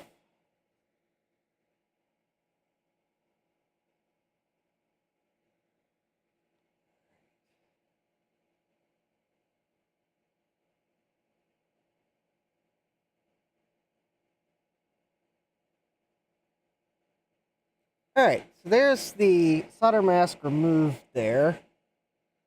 And it looks like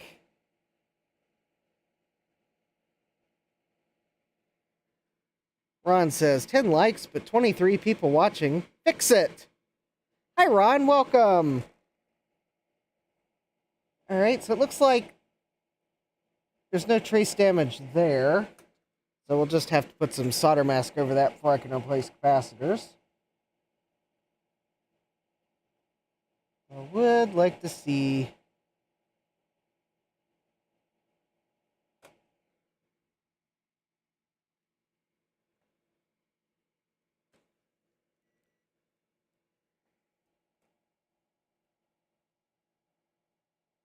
That via. Let me double check.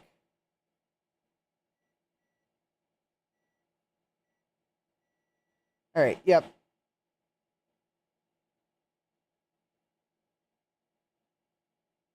There's no break there.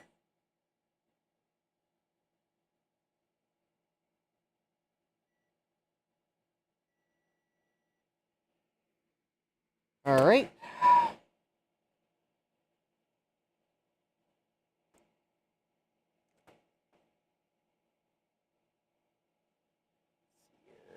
Okay, I think that was just a blob of something on the board. Basically, I'm just inspecting around all these capacitors and making sure I don't see any evidence of broken traces. I'm also going to look at these two chips here.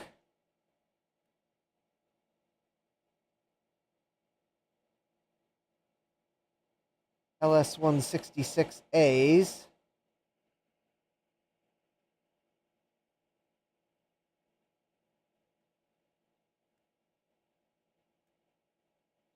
Oh, LS393s.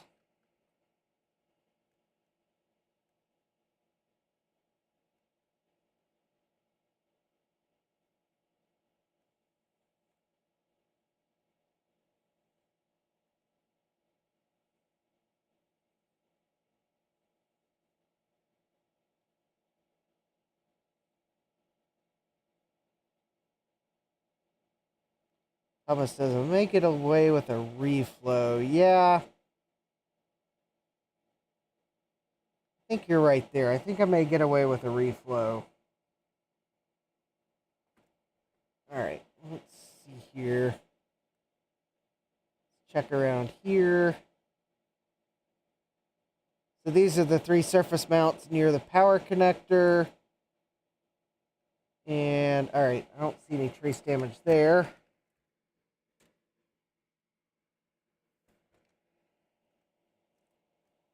This is the one that is... Ooh, okay. I do see that we do have a bare spot there, so I have to put a little solder mask there. I should probably put a little, like, arrow or something.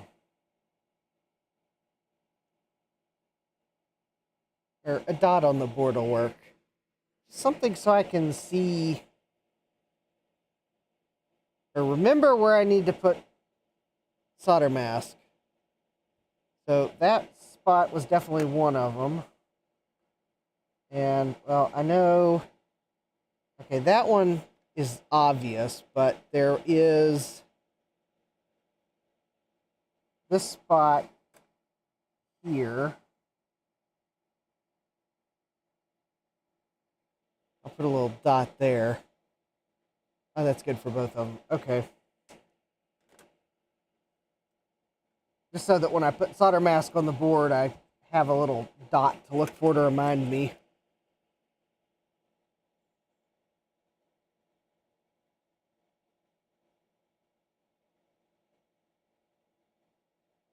Because the thing is, the tantalum capacitors don't fit the same way as the electrolytics, and that's a really good way to get a short when I put the new capacitor on the board, unless I protect the traces under it.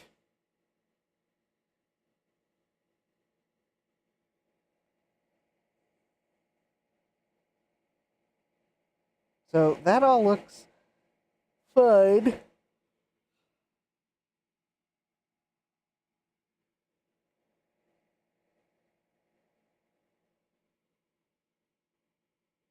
I'm wondering if this will power up without a... If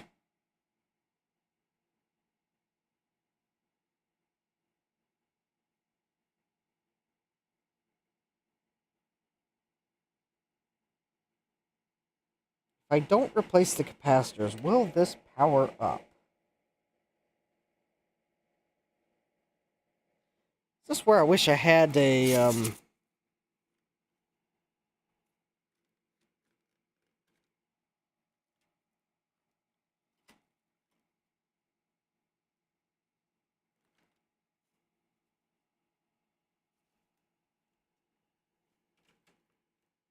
Actually, do I have one of those adapters?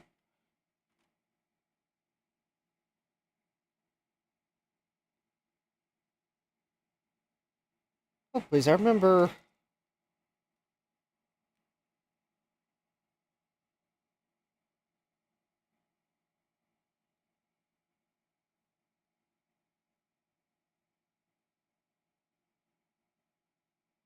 Capom says you might need the axial ones, but you do not need the surface mount ones.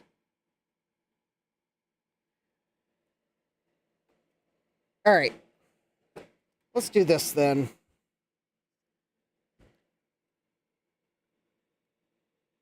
Oh. Hold, please.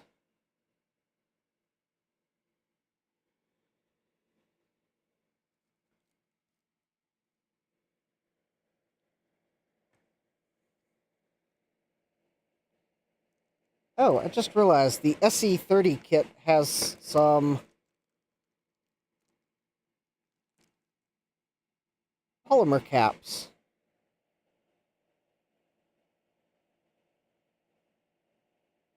Oh, that's cool.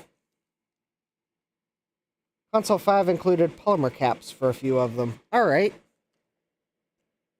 That might actually help with the fitment of some of them.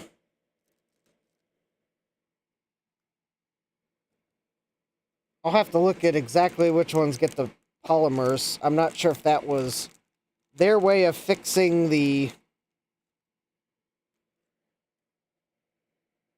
tantalums don't usually fit well, so we send you polymers instead, or if that's a... No, actually, they're for the 47 microfarad ones. So it's like C4, C3, C4, C9, and C10. So these two and these two.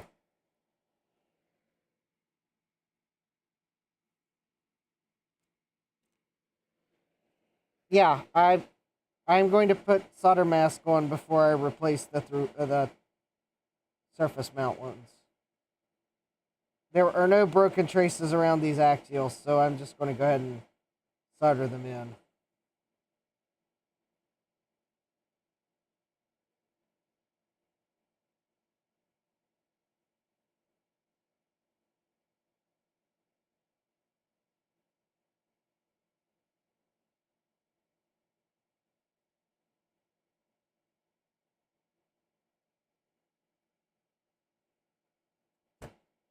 Oh wait, these are different values.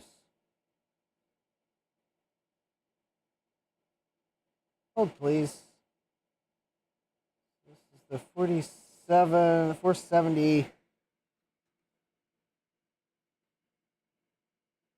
Alright, gotta pull open the console 5 list because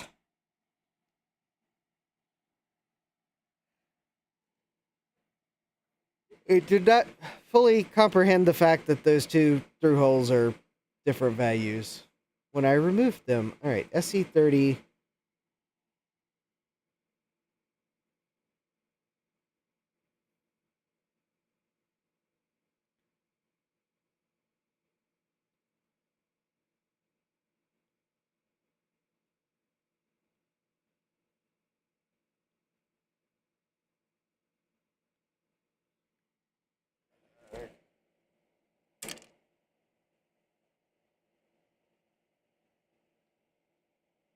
Oh, okay. I know which is which now. So this one is the 470.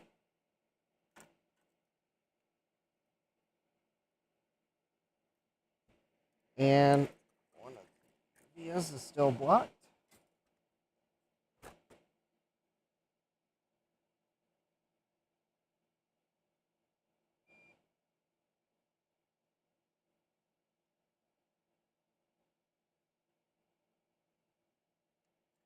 There we go.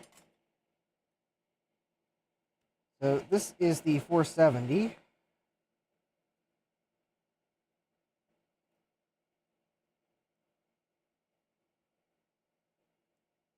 The negative, the arrows pointing towards the negative point towards this side.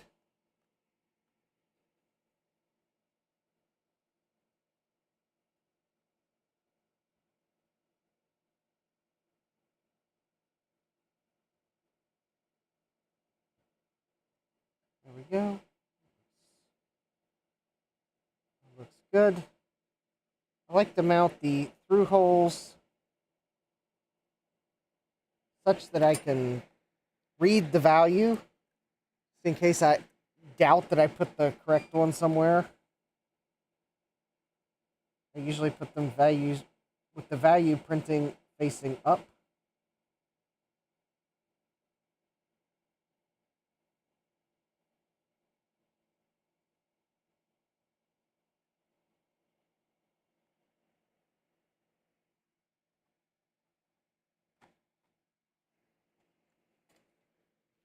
There we go.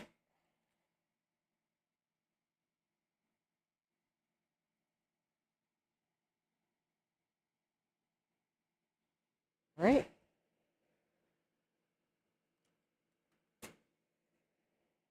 There's one.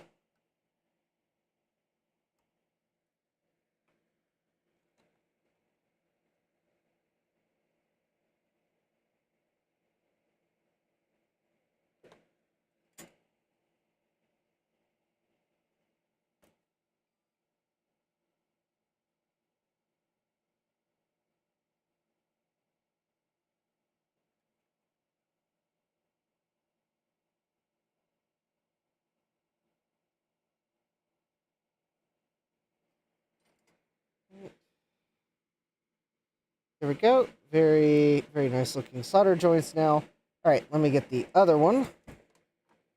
And then I'll see if I can grab something that we can use to test this.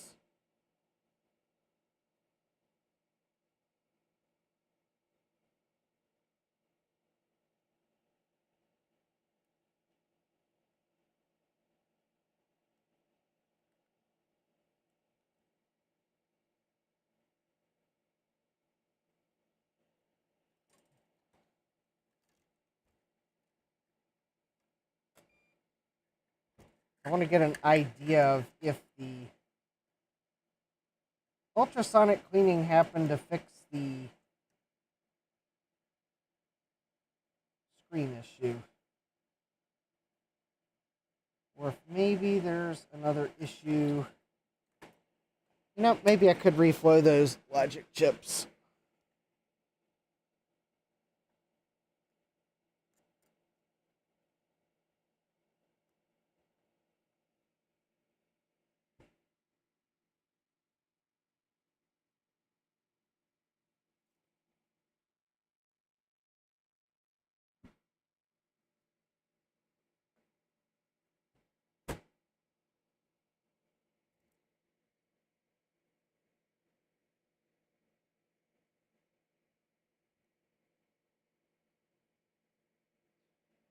I guess this one is just going to stick up off the board slightly. I don't think there's really anything I can do about it. Okay, that's not too bad though.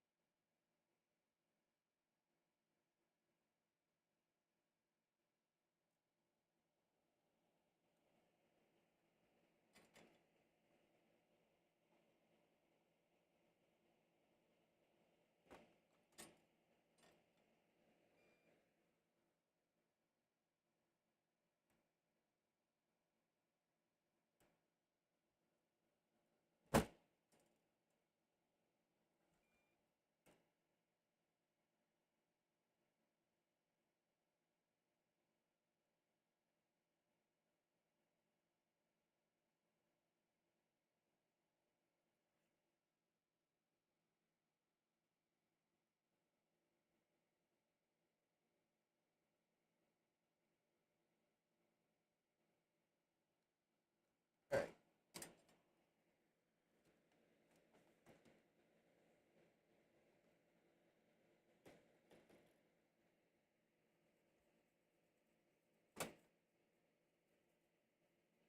You know, I should try something here.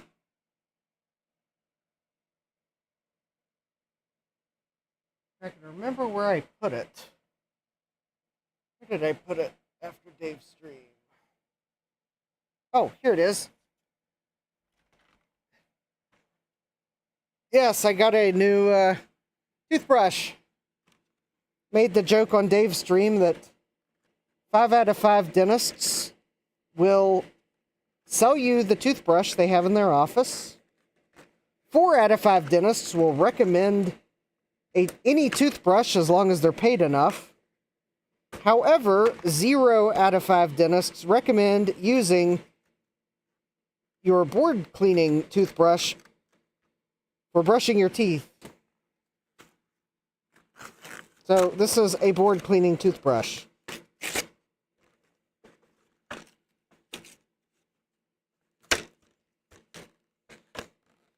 It also happens to be a store brand. Not a sponsored product. I don't think Ahold even knows who I am.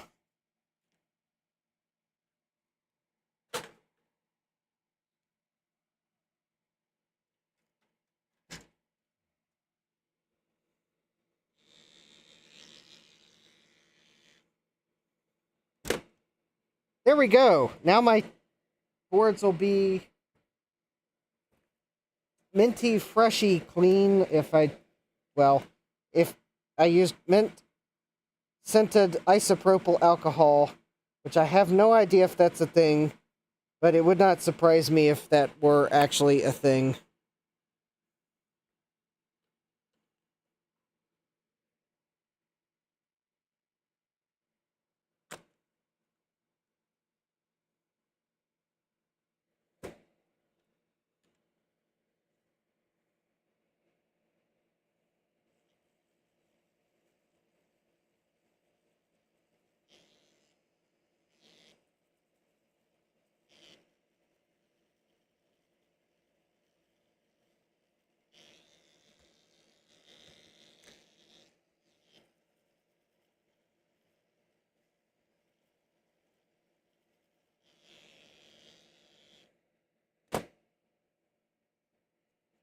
That might be overkill for cleaning flux off the board, but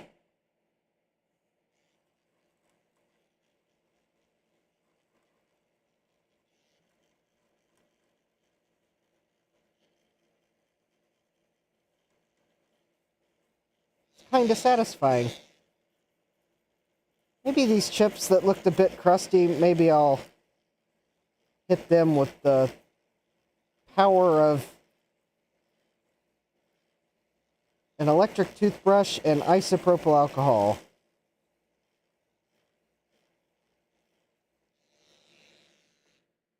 There we go.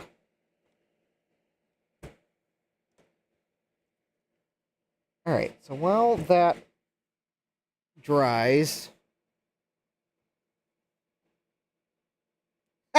Jack says, don't forget to floss between the pins of those PLCC chips.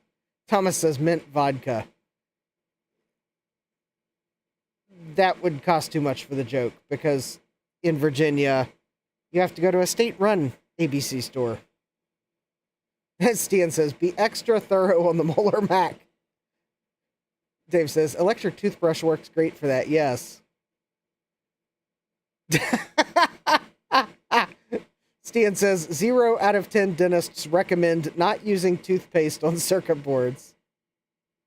Stian says, what about the one I use for cleaning engines? Well, I'm not an engine professional, so you'll have to figure that one out on your own.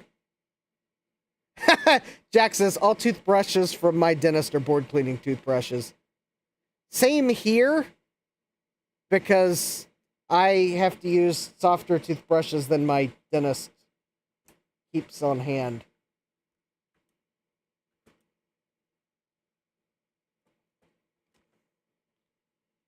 Which, since they've not said anything to me about it looking like I'm taking it out on my gums, or that my teeth, it doesn't look like my toothbrushes are getting my teeth clean, then I will continue buying the toothbrushes I do, which save my gums grief. And I will use their toothbrushes. In fact, I think this is one of my dentist toothbrushes. It's a board cleaning toothbrush.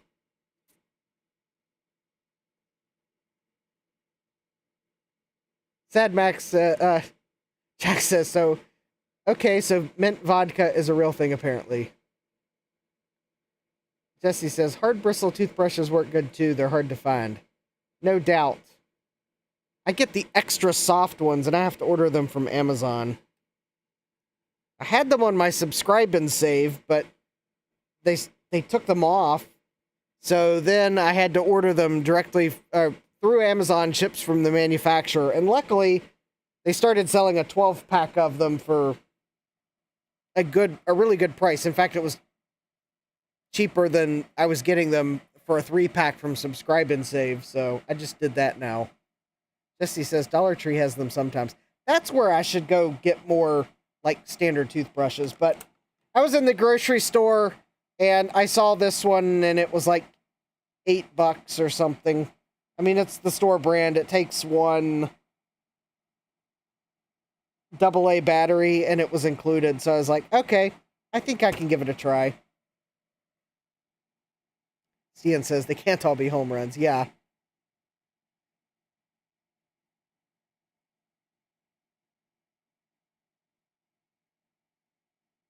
Oh, Stian's telling Sadmac, yeah, I guess that joke would only serve to horrify actual dentists.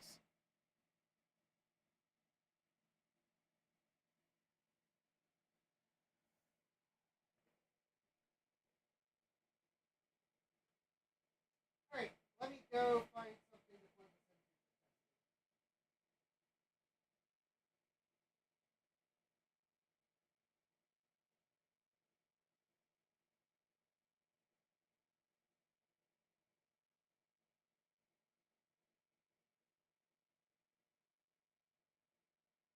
I think I'm going to grab my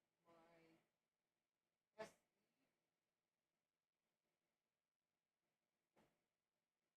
Because it's more attached to the SD.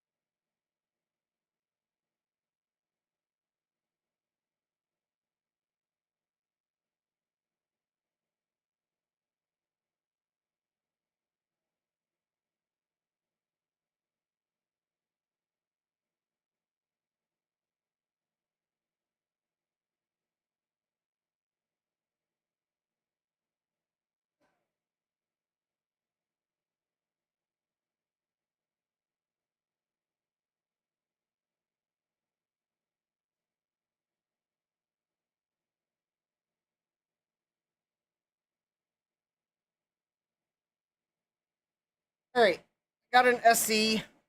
I still need to find my ATX extension cable because I'm not inserting the board into this. The chassis is rusted.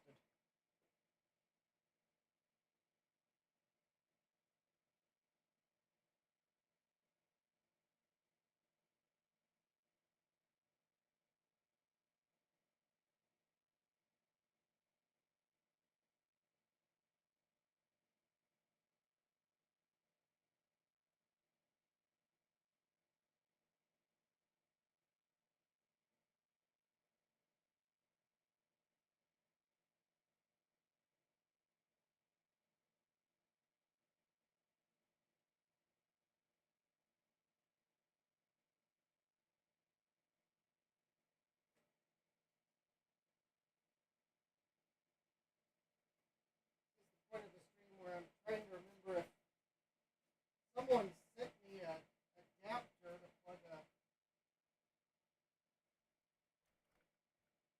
SE or SE30 straight into like a RGB to HDMI ATX power supply.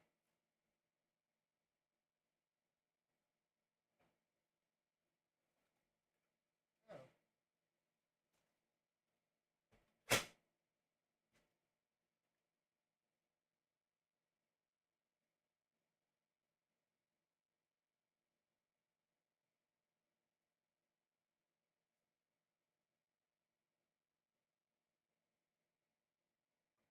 Now I'm now I just had a I feel dumb moment because I had recently ordered foam swabs from Amazon thinking I had none of the big ones. And I just found the big ones that I ordered that I thought I was out of. All right. Hold please while I move a few things off my bench so that I can then maybe see if I seemingly remember someone sending me an adapter for something.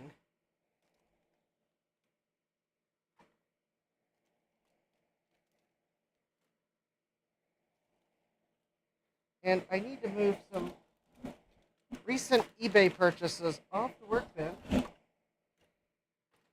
that I can try to see what that was that I was sent.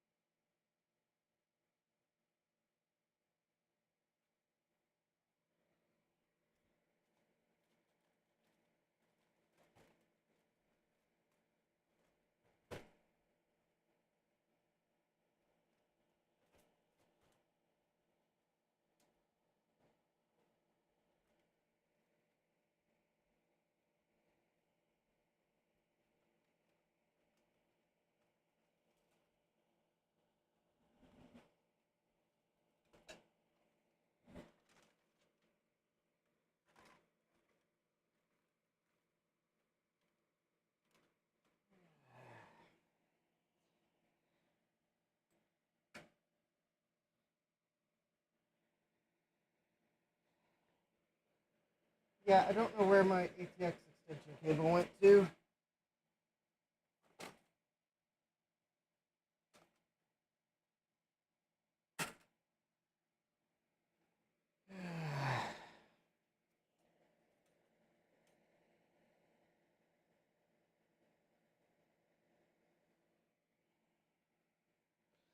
All right. Let's see here.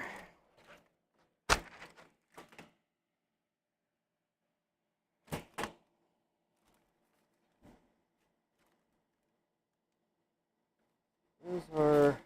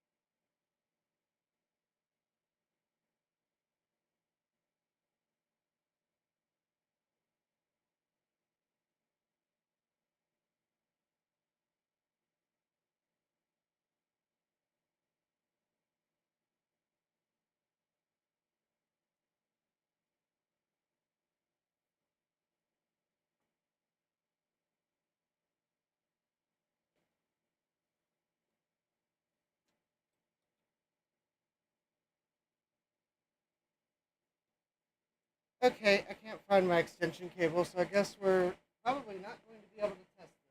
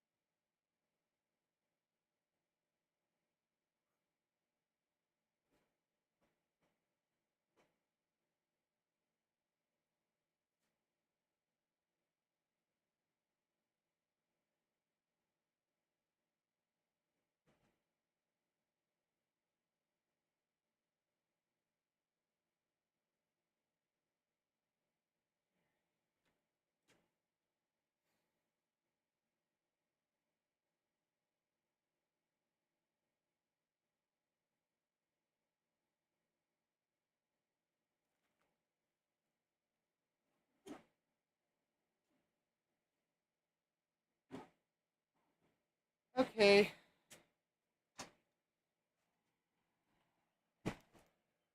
Alright, I guess I'm gonna have to...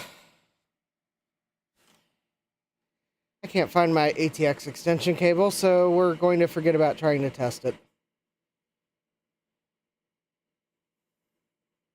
At least tonight.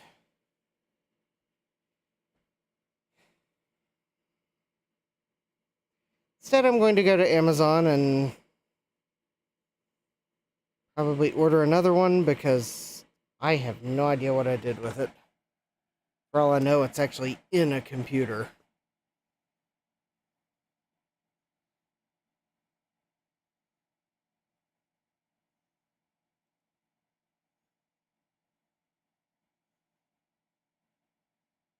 Oh, they're $5.99. Okay, for that price, I am going to just order one. In fact, maybe at that price, I will order 2. Because why buy 1 when you can buy 2 at twice the price?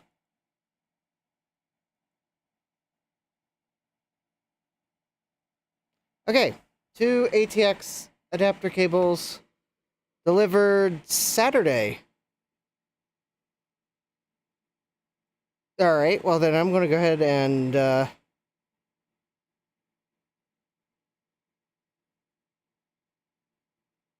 yeah, let's go ahead and place that order so that they'll get here Wednesday. And you think I'm being cynical. Just watch.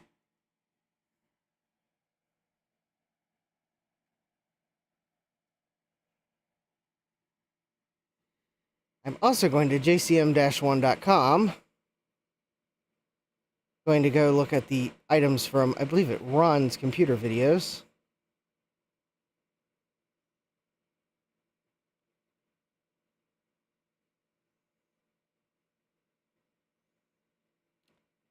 Oh, and I'm going to see that that board costs more than I thought it did.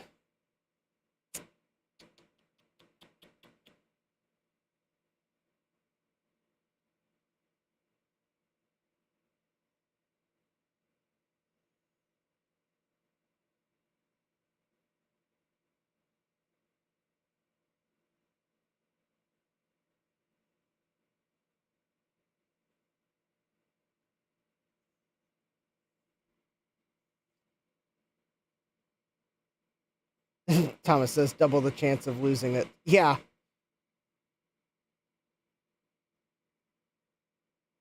Oh, Jack says there are 3 chips up near the I/O connectors into the board that look like they're encrusted in diamonds. Yeah, those are the resistor packs.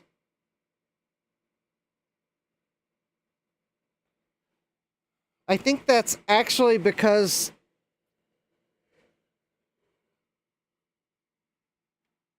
they they kind of look like the through-hole pins are going through them.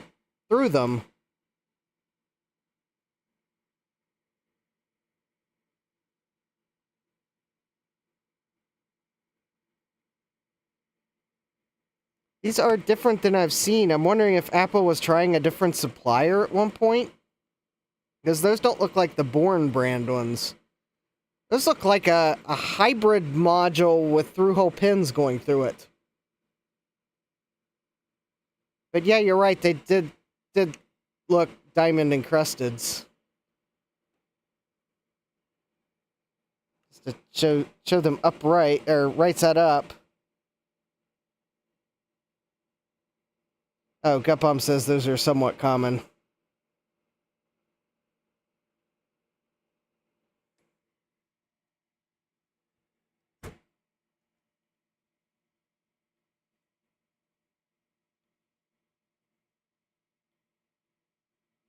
Oh, bummer. Joe's out of stock of those.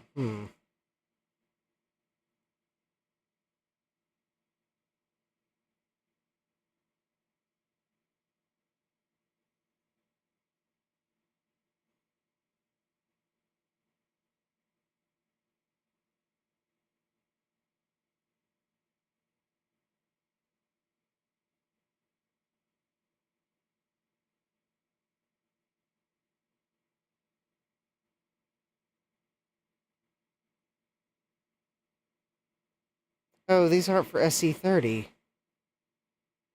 Oh, wait.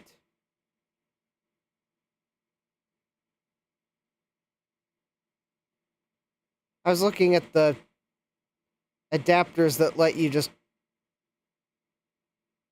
bench troubleshoot a SC30.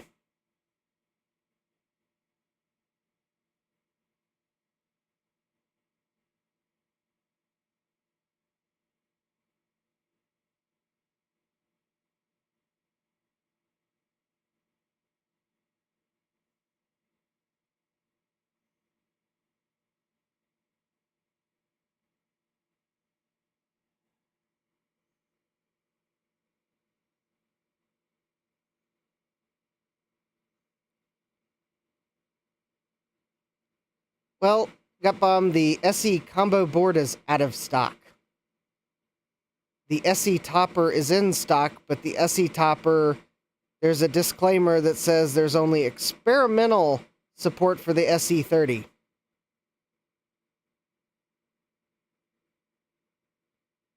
To ensure proper clearance, the second bank of RAM must not be in use, and capacitor UC8 may require the application of Kapton tape to avoid a height conflict with the board.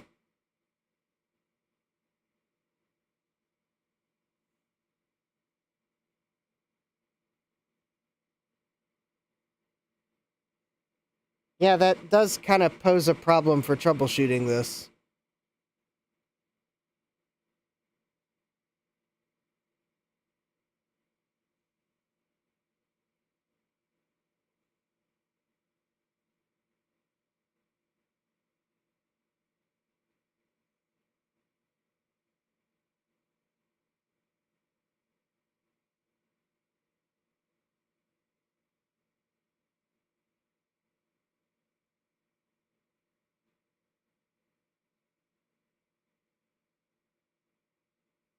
Yeah, I'll have to think about it. It's kind of spur of the moment thought of getting an adapter board so I could bench troubleshoot this. That would make it so much easier.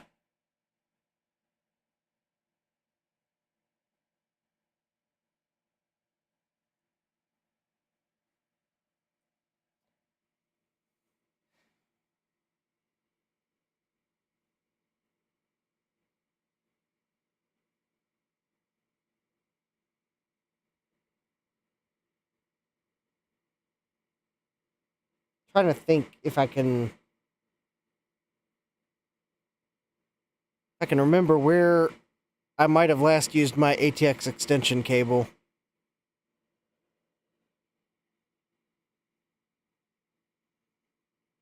Probably buried under something.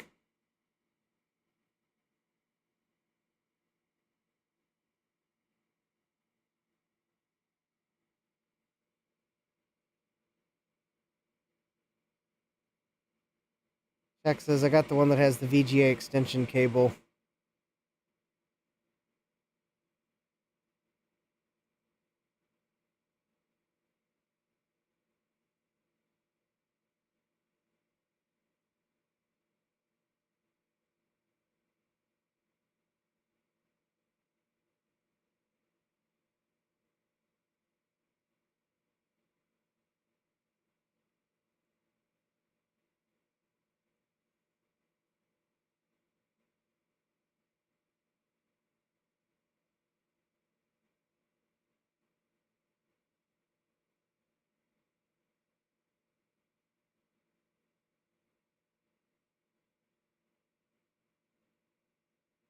Hmm.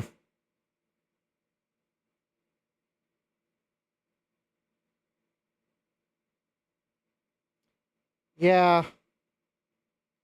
Ian says, and I just bought a Dave Mark C programming tutorial for the retro room. It was $4.85 with free shipping. Probably about the cheapest useless purchase I could have done on eBay. Yeah. I'm trying to think if I could.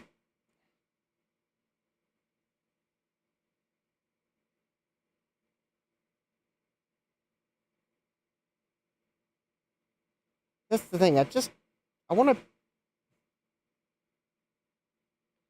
Is there anything I can do that's in stock and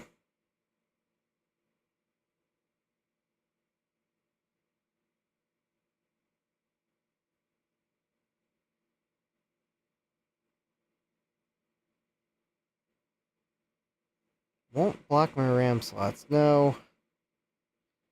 All right. Jack says, so the seller will slap a few stamps on it and throw it in the mail. Well, they'll probably send it media mail, which for a book it qualifies. Media mail's pretty cheap.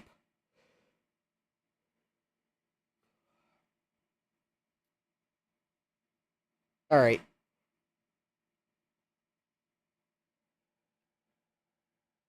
Yeah, I don't know. Okay, that is bugging me now, what I did with my ATX extension cable.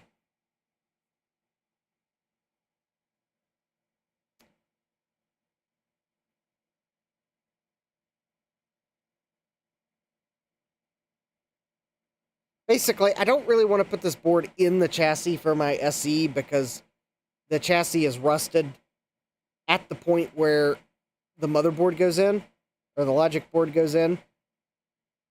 So I'm going to get rust on whatever board I put in it. Plus, I know this board is going to have to come right back out, so I would rather not risk the neck of the CRT plugging cables in properly. I'd rather just use an extension cable so I can leave this board outside the case, because I know it's going to have to come right back out.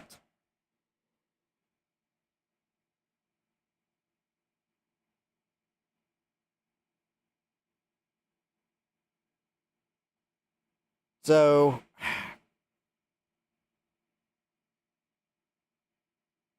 Gepbomb says, you can hang the board off the back of the machine just for testing. You know, I don't...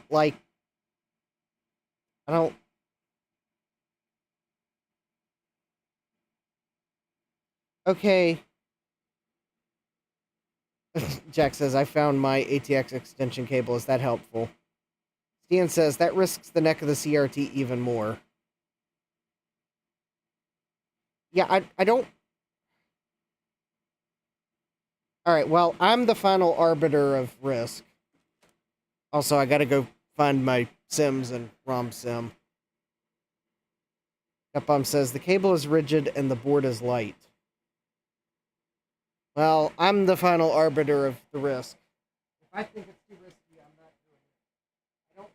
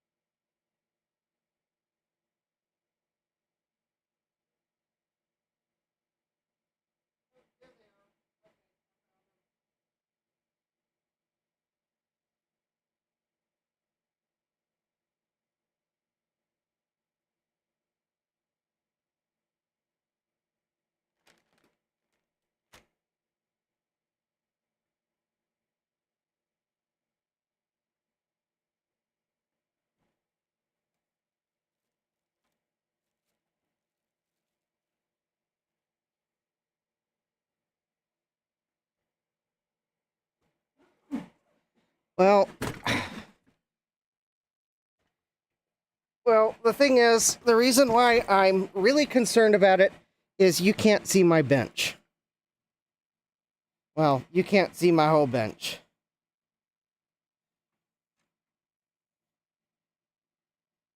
Just because...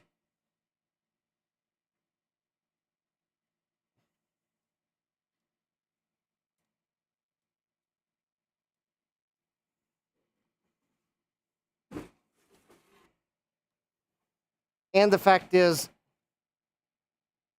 technically, well, the CRT is at risk even right now because I have the cover off.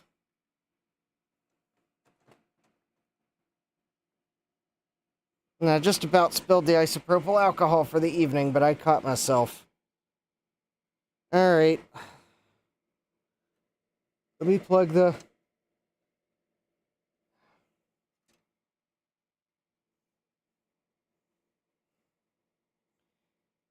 Because remember, don't try this at home. And the real reason why I really was kind of hesitating is, if I do this, now I have charged capacitors and an electrified tube.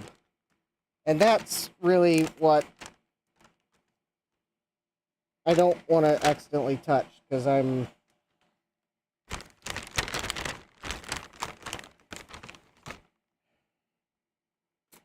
don't have a lot of free space on my bench.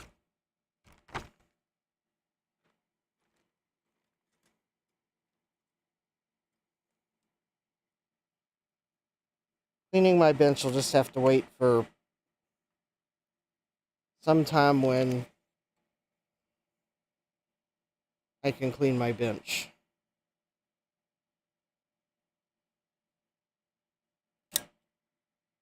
Alright. ROM sim is in.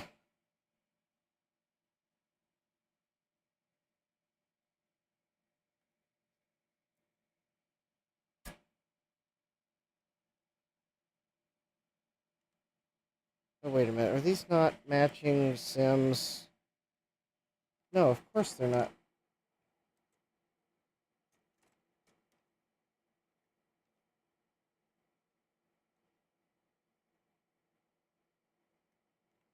Oh, of course we don't have 8 matching sims. Why would I have 8 matching sims? I have 2 matching sims, 2 matching sims, and 4 matching sims. Where could this possibly go wrong?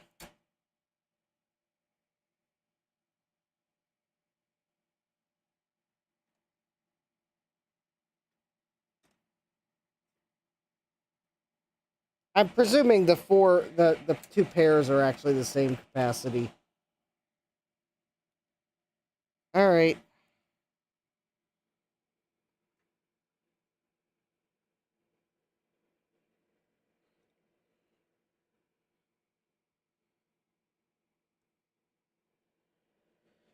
Well, this...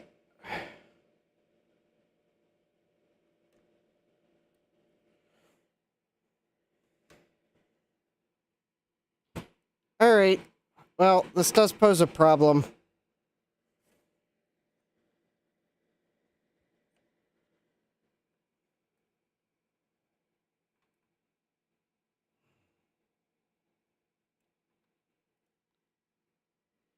Alright.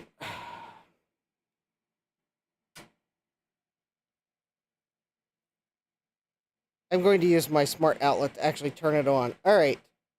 Turning it on in 3, 2, 1. Alright, we have no chime.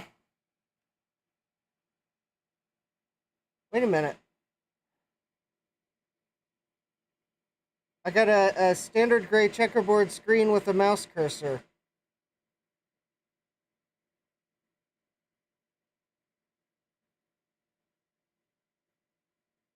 Yeah, the power switch is on. I got a flashing question mark. I have a working SE30.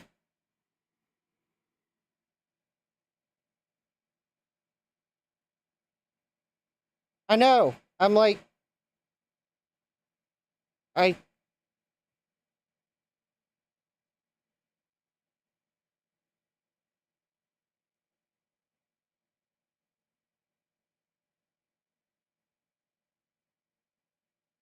Let's see if I can get DroidCam to cooperate.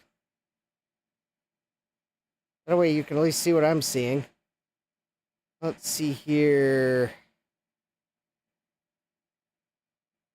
Loud. Yeah, you can do that. Let's see here.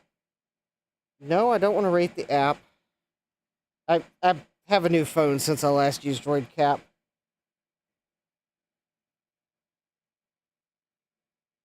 Oh, there we go.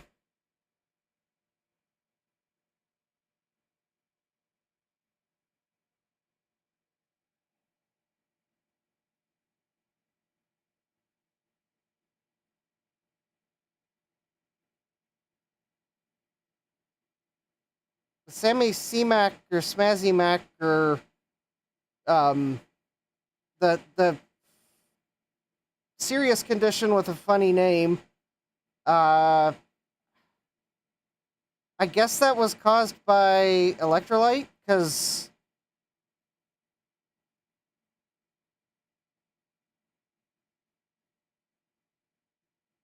Samazimac, yeah. Thank you. All right.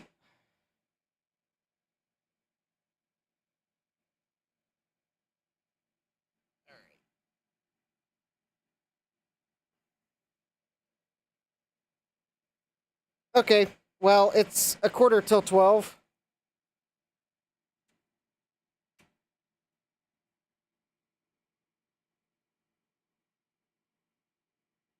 Thomas says the TTL pins could have lifted too and solder fixed it. I didn't reflow those chips, Thomas. I was going to wait until after I put solder mask on the board. I think I need to put solder mask on the board before I replace the 1 microfarads.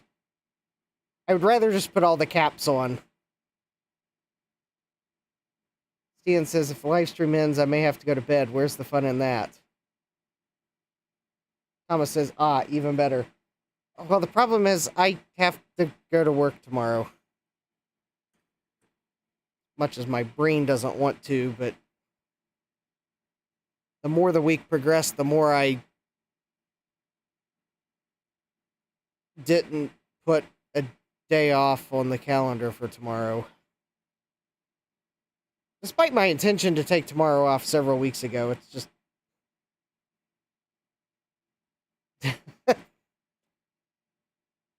Isn't it a long weekend? Yeah, I already get Monday off. I was going to try to do some work in the basement, but the more the week went on, the more I realized I'm not going to do that work this weekend. So I decided to just save the vacation day. So I'll just do the 3-day weekend thing and take an extra day off some other weekend.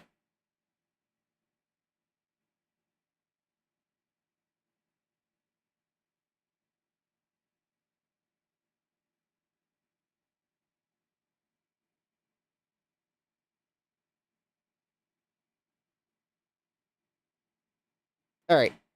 Probably. Anyways, I guess the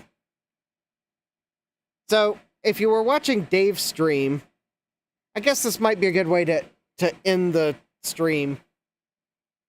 I'm gonna let the fact that the ground is attached, let it drain. So I guess we'll continue on the SE30 next week. So,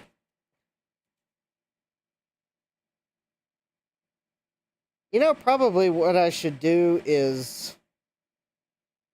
No, okay. So, I'm hoping to...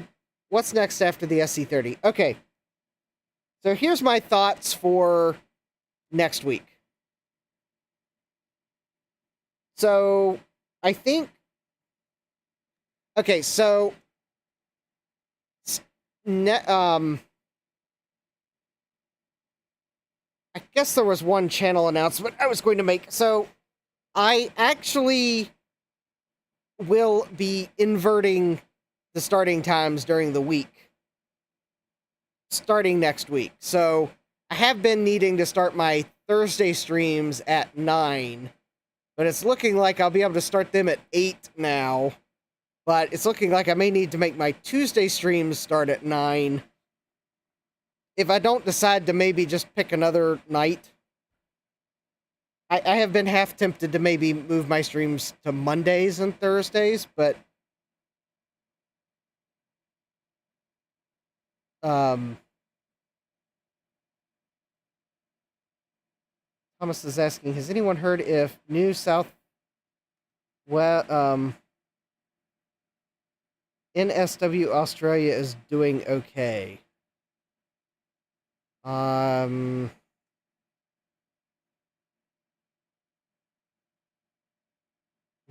I haven't heard anything. So,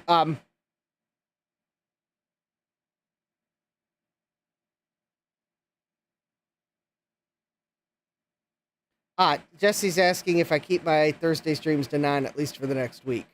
Okay. Well then, how about maybe I'll just make that change starting in June? Although that may mean I have to start Tuesday stream at 9. Jesse wants to stream on Thursdays. Ah.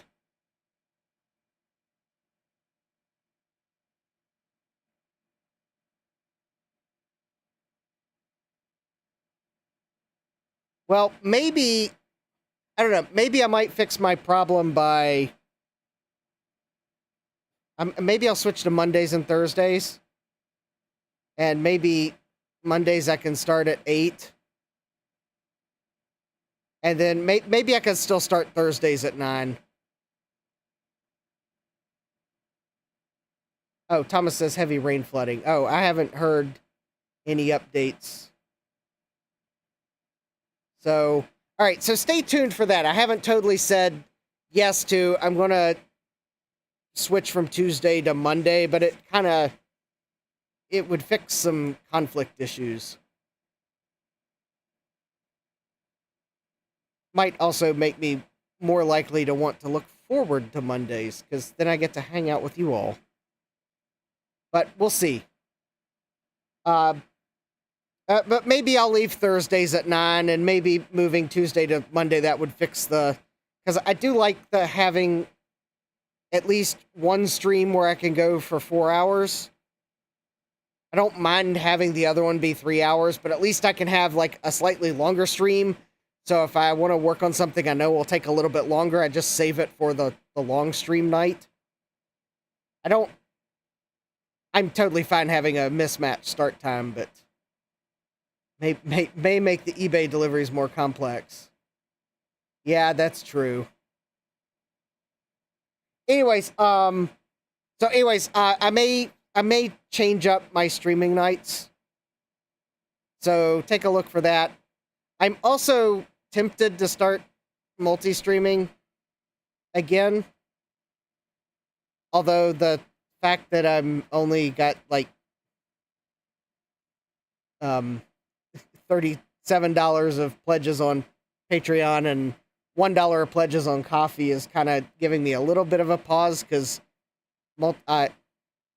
Comcast is not going to give me the bandwidth to multi-stream on my end, so I need to go with a restreaming service, and of course that costs money. So, but I am very much considering re-attempting multi-streaming to Twitch and YouTube.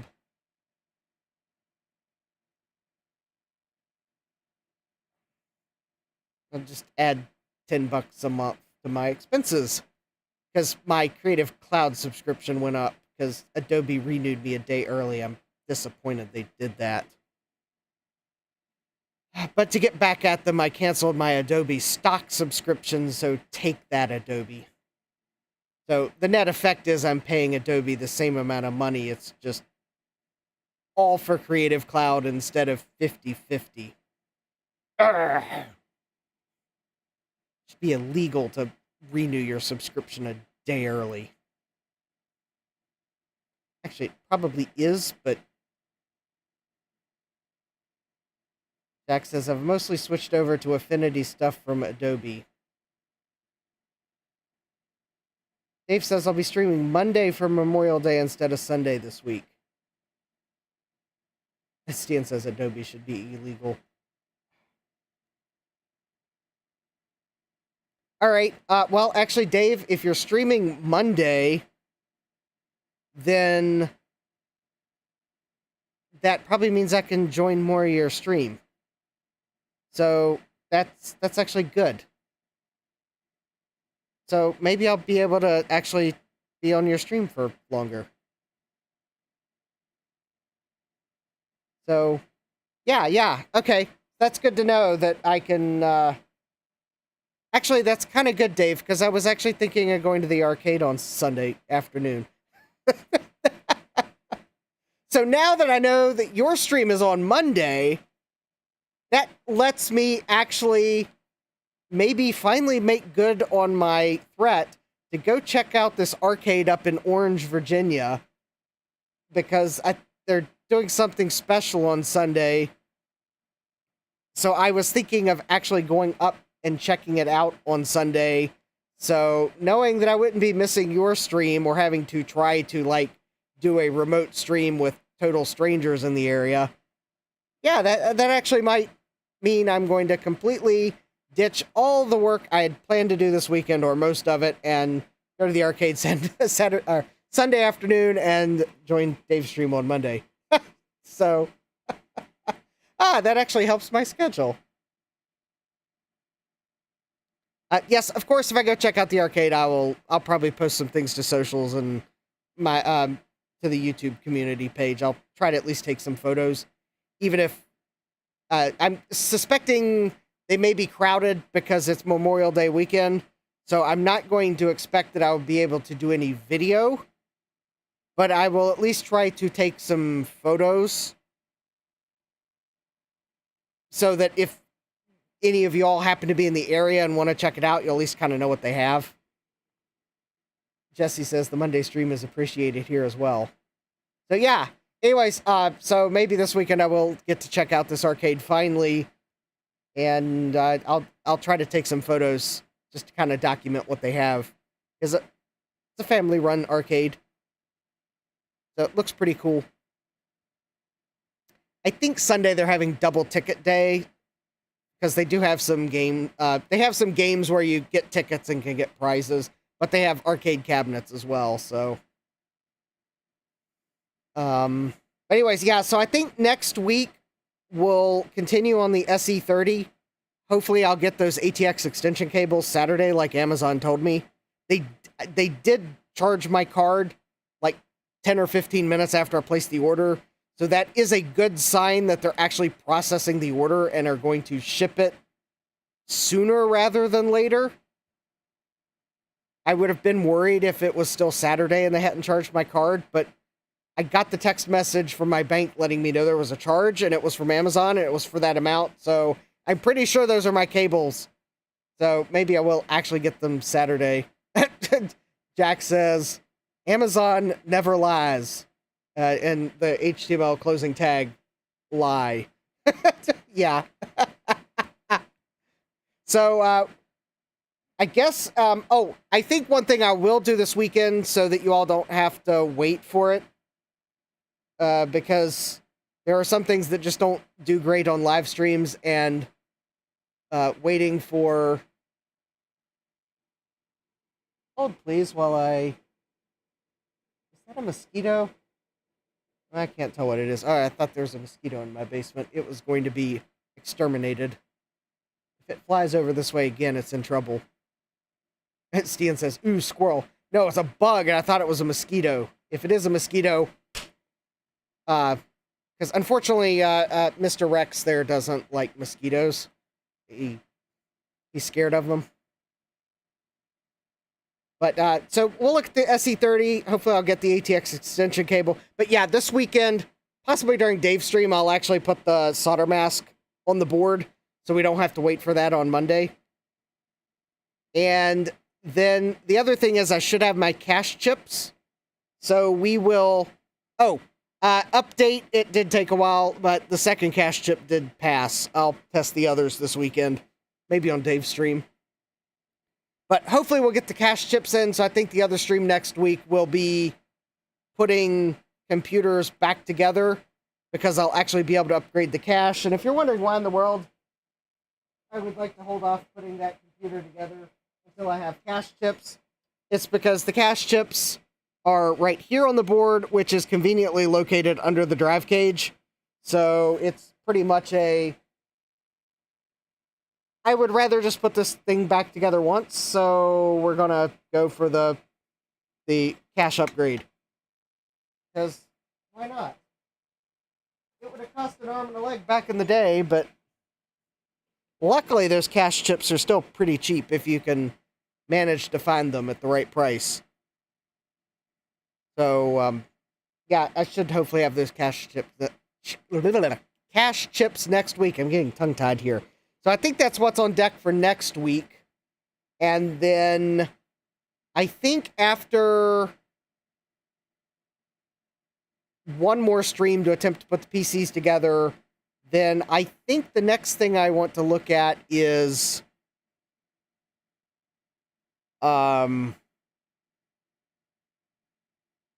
have a couple other Macs that need recapped. So we're probably, to make up for the fact that I had several PC streams in a row, I think the following week we'll probably have at least one of the 2 nights being a Mac stream to recap something else. Because I have an LC 475 that needs recapped. I got the 2SI that did get recapped, but there's an issue with it.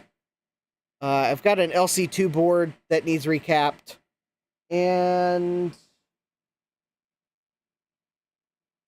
oh yeah, I think I got a G3 board that needs recapped. So I have at least 4 Macs that need recapped. So I think we'll have some Mac streams coming up to make up for the, like, seemingly 4 PC streams in a row.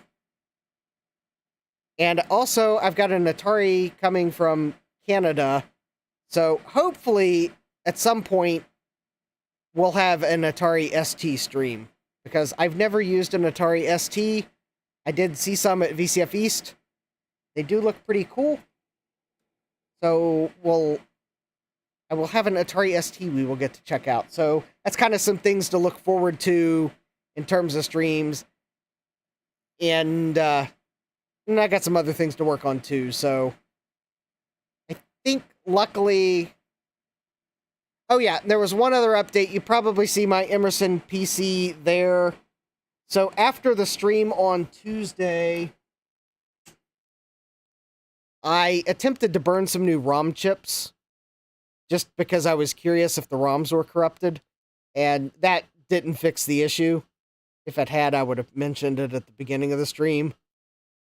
So, yeah, at some point we will look at that, but I'm going to set it to the side. We'll try to kind of get back to more balanced so that I don't have yet another PC stream.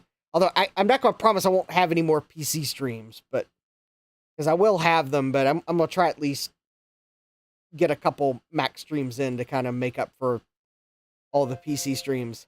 Oh, thank you, Jack68K. Eep. All right. That'll go towards softening the blow for that shipping. And I'll put it towards my trip to... Oh, yes. And then I guess that is the other thing. So I am going to... I think I have decided, even though I was kind of waffling on Tuesday, I am going to be at the swap meet at the InfoAge Science and History Museums in Wall Township, New Jersey on the 7th at Jack says, or swap meet hall. Yep. I am thinking of actually getting a table, signing up for a table so I can actually have some things out. Because I do have a few things that would be nice to sell or maybe swap. So I am thinking of getting a table. It's like $20. I guess the nice thing is if I get a table, then I can actually get there at 7.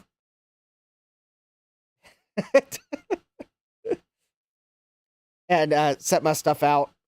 I am thinking of not actually renting a table from them because I don't trust the ones they had at VCF East after Big Bad Biologist had his collapse. I have tables of my own I can take, and they're folding, so they'll fit in my car easily, but yeah.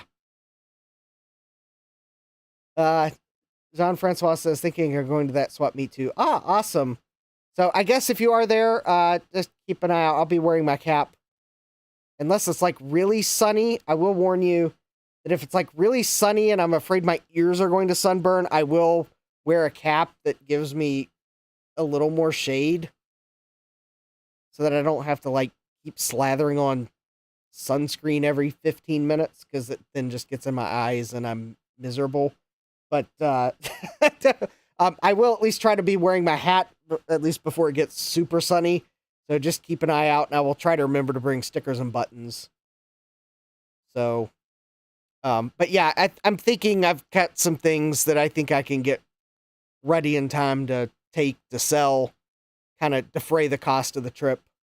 And I've got some things that I can probably take to try to trade too. So, yeah, I've got like some Don't worry, I'm not going to get rid of my Trident collection, but I've got some, I think I've got some spare video cards and that I may have, and some spare motherboards I may have for either sell or trade. And I think I've got some, I also think I have a few things that might appear on the free pile. I got to look at that. Not going to commit to having anything for free, but anyways, but yeah, so you take a look for that. I'll probably know more what I might actually have, but I'm going to start to go through it this weekend just so I can kind of get an idea of, go through things this weekend, make sure I have enough to justify paying $20 for a table, because it's the, do I have enough to justify paying $20 for a table to also kind of be there an hour earlier to scope out things because I'm a vendor and got early access to scope out things. But anyways, more to come on that. But yeah, I'm going to be there. And yes, thank you, Jack, for the coffee, because that'll help with the trip. Definitely will. Because, in fact, that might actually cover the tolls. I am not taking the express lanes in Northern Virginia. At least this time around, I am going to go up on a Friday, but at least since I don't have to be there at 2 p.m. to set up for an exhibit, I think I can leave here slightly later Friday, so I'm not hitting DC at the peak of rush hour, so then hopefully I won't have to take the express lanes. So yeah, I will have a more time to actually go there, so I won't need to take the express lanes in Northern Virginia, because that basically doubled the tolls I had to pay. That one segment of toll road, yeah. Anyways, good night, Callan. And I think with that, I've probably babbled on enough. So yeah, don't forget to smash that like button, subscribe, and turn on notifications so you don't miss the next exciting live stream. Yeah, definitely smash that like button if you like the fact that it looks like my SE30 is going to work once I get some solder mask on, caps on, and then we'll actually get to figure out how much RAM I have. It's probably only 8 megabytes. I'm not expecting any surprises there. So, which that's enough for now in the SE30. I may upgrade it later. Stian says, perhaps a storage device so we can boot it. Oh, that was the one other thing. I think I changed the directions. So on Dave's stream, I pulled out a blue SCSI, put it in initiator mode, and I was imaging a couple SCSI drives. One of those drives was the SE30's hard drive. And I have a good image of the drive. And I actually booted that image up in an emulator.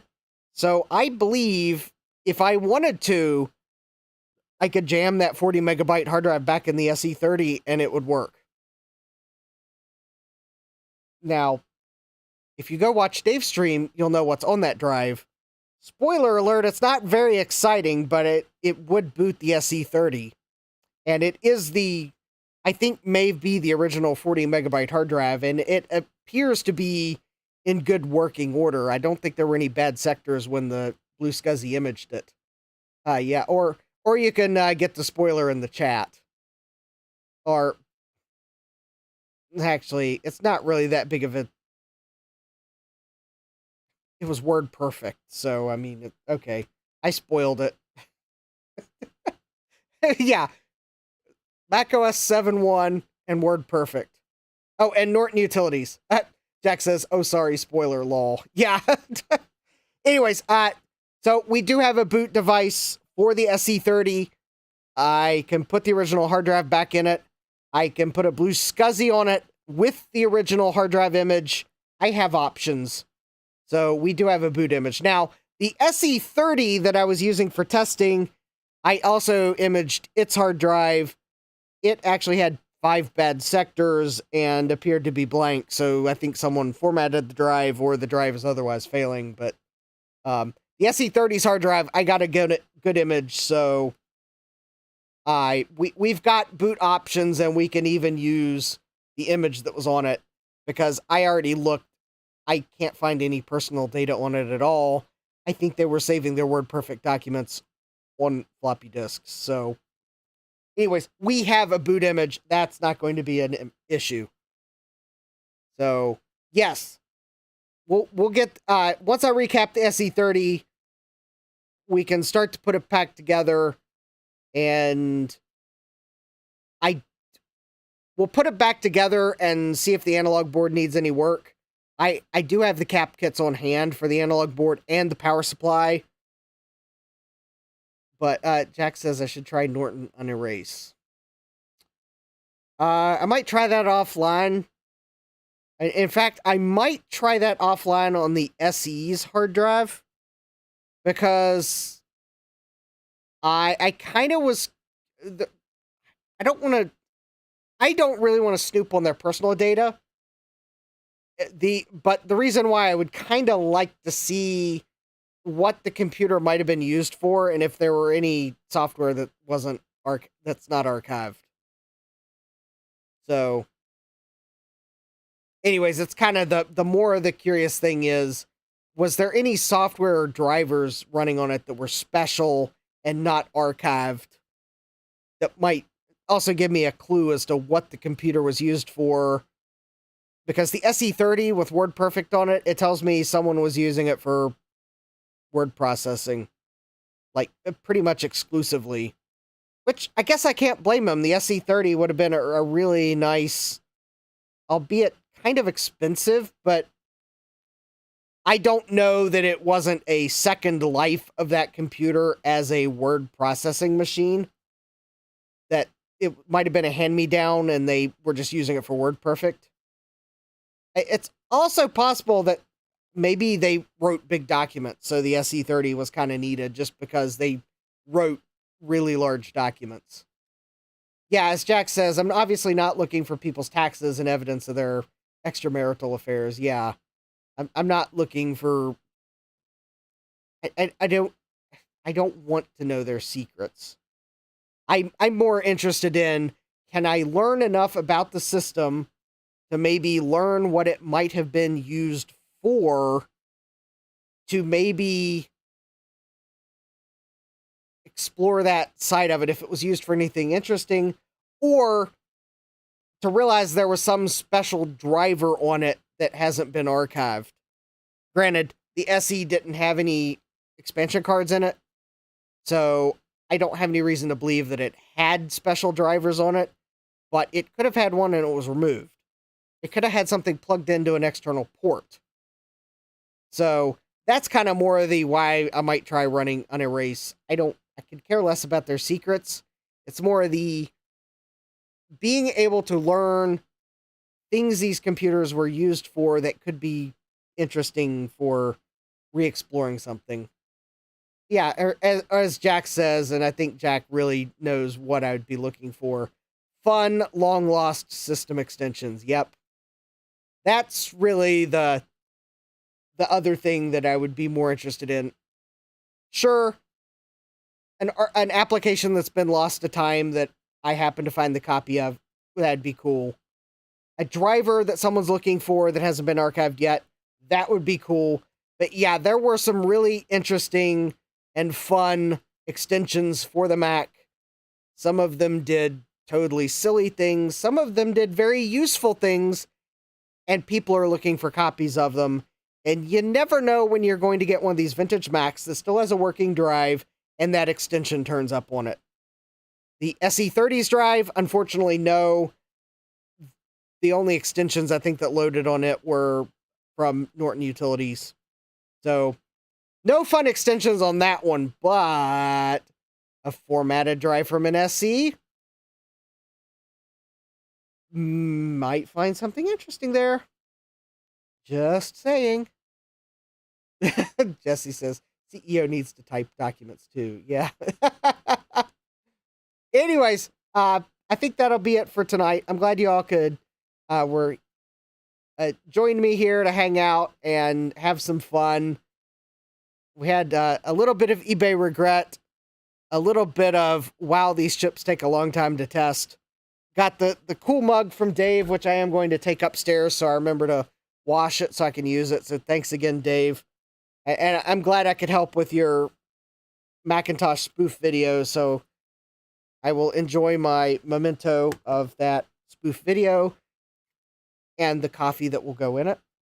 And we got the SE30 cleaned, inspected it. I'll get some solder mask on it this weekend. And we've tested it with some new axial caps, and it looks like as long as we do some careful soldering to make sure we don't create any address and data line bridges for traces running under the caps, we're probably good to go. So I'm looking forward to next week's stream. SE30s are cool machines. They're like, they're the compact Mac that I mean, I don't blame them. SE30, you get the power of the 68030. You could have lots of RAM in the classic Mac format. I always like the black and white screens that Apple used. Sure, it was black and white, but the SE30 does grayscale, I believe.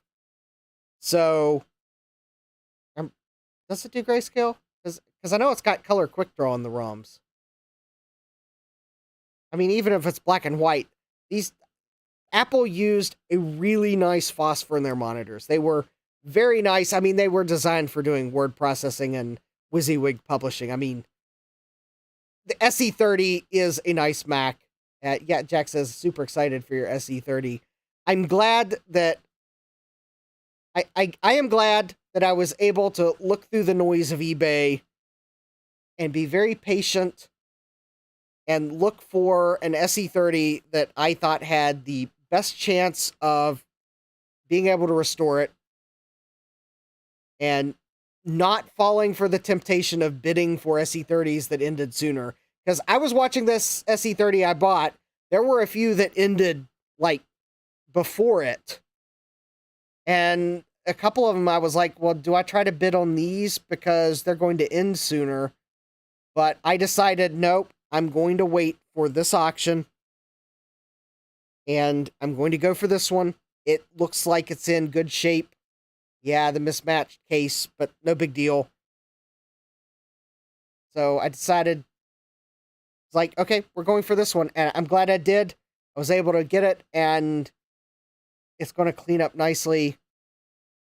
And, yeah, I guess we'll, Jack says, patience is a virtue on eBay listing. Yes.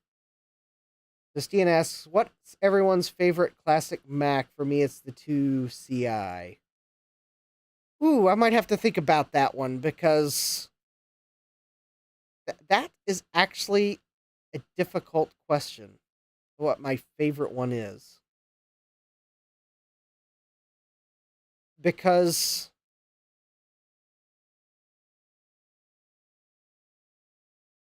I mean, yeah, the 2CI is definitely has its advantages. The Quadro 700 has its advantages. The SE30 has its advantages. But I almost would contend that my favorite classic Mac might be the LC 475. Because it's you got a 68040 processor. It's got the 32-bit PDS slot, but it could take 16-bit cards. I think the 2E card will work in it.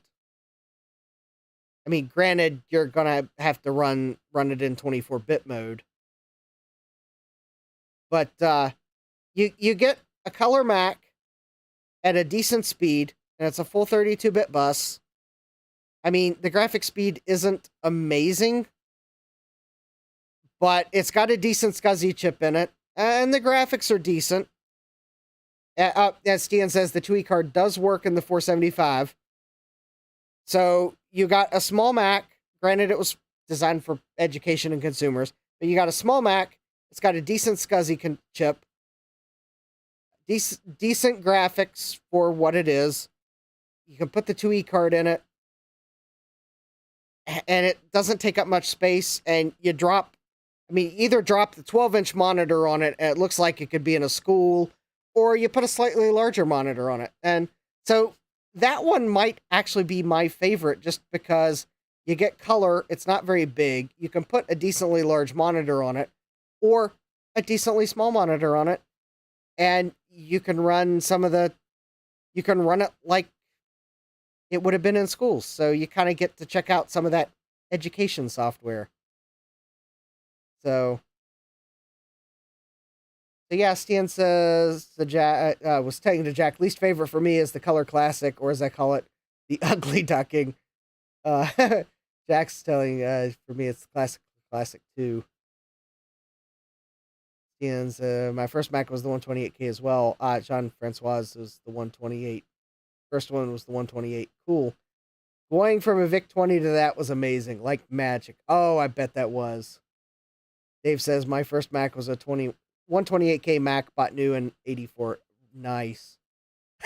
Stian says, my first 4 English words were file edit view special. Well, unfortunately, I'm going to have to do a special shutdown on this stream because, yeah, it's like 12:20 and I do have to go to work in the morning. But anyways, Jack says, my first Mac, well, my family's first Mac was the LC2. Oh, also very nice. Anyways, I'm glad we could hang out and have a little fun tonight. So I'm looking forward to next week's streams.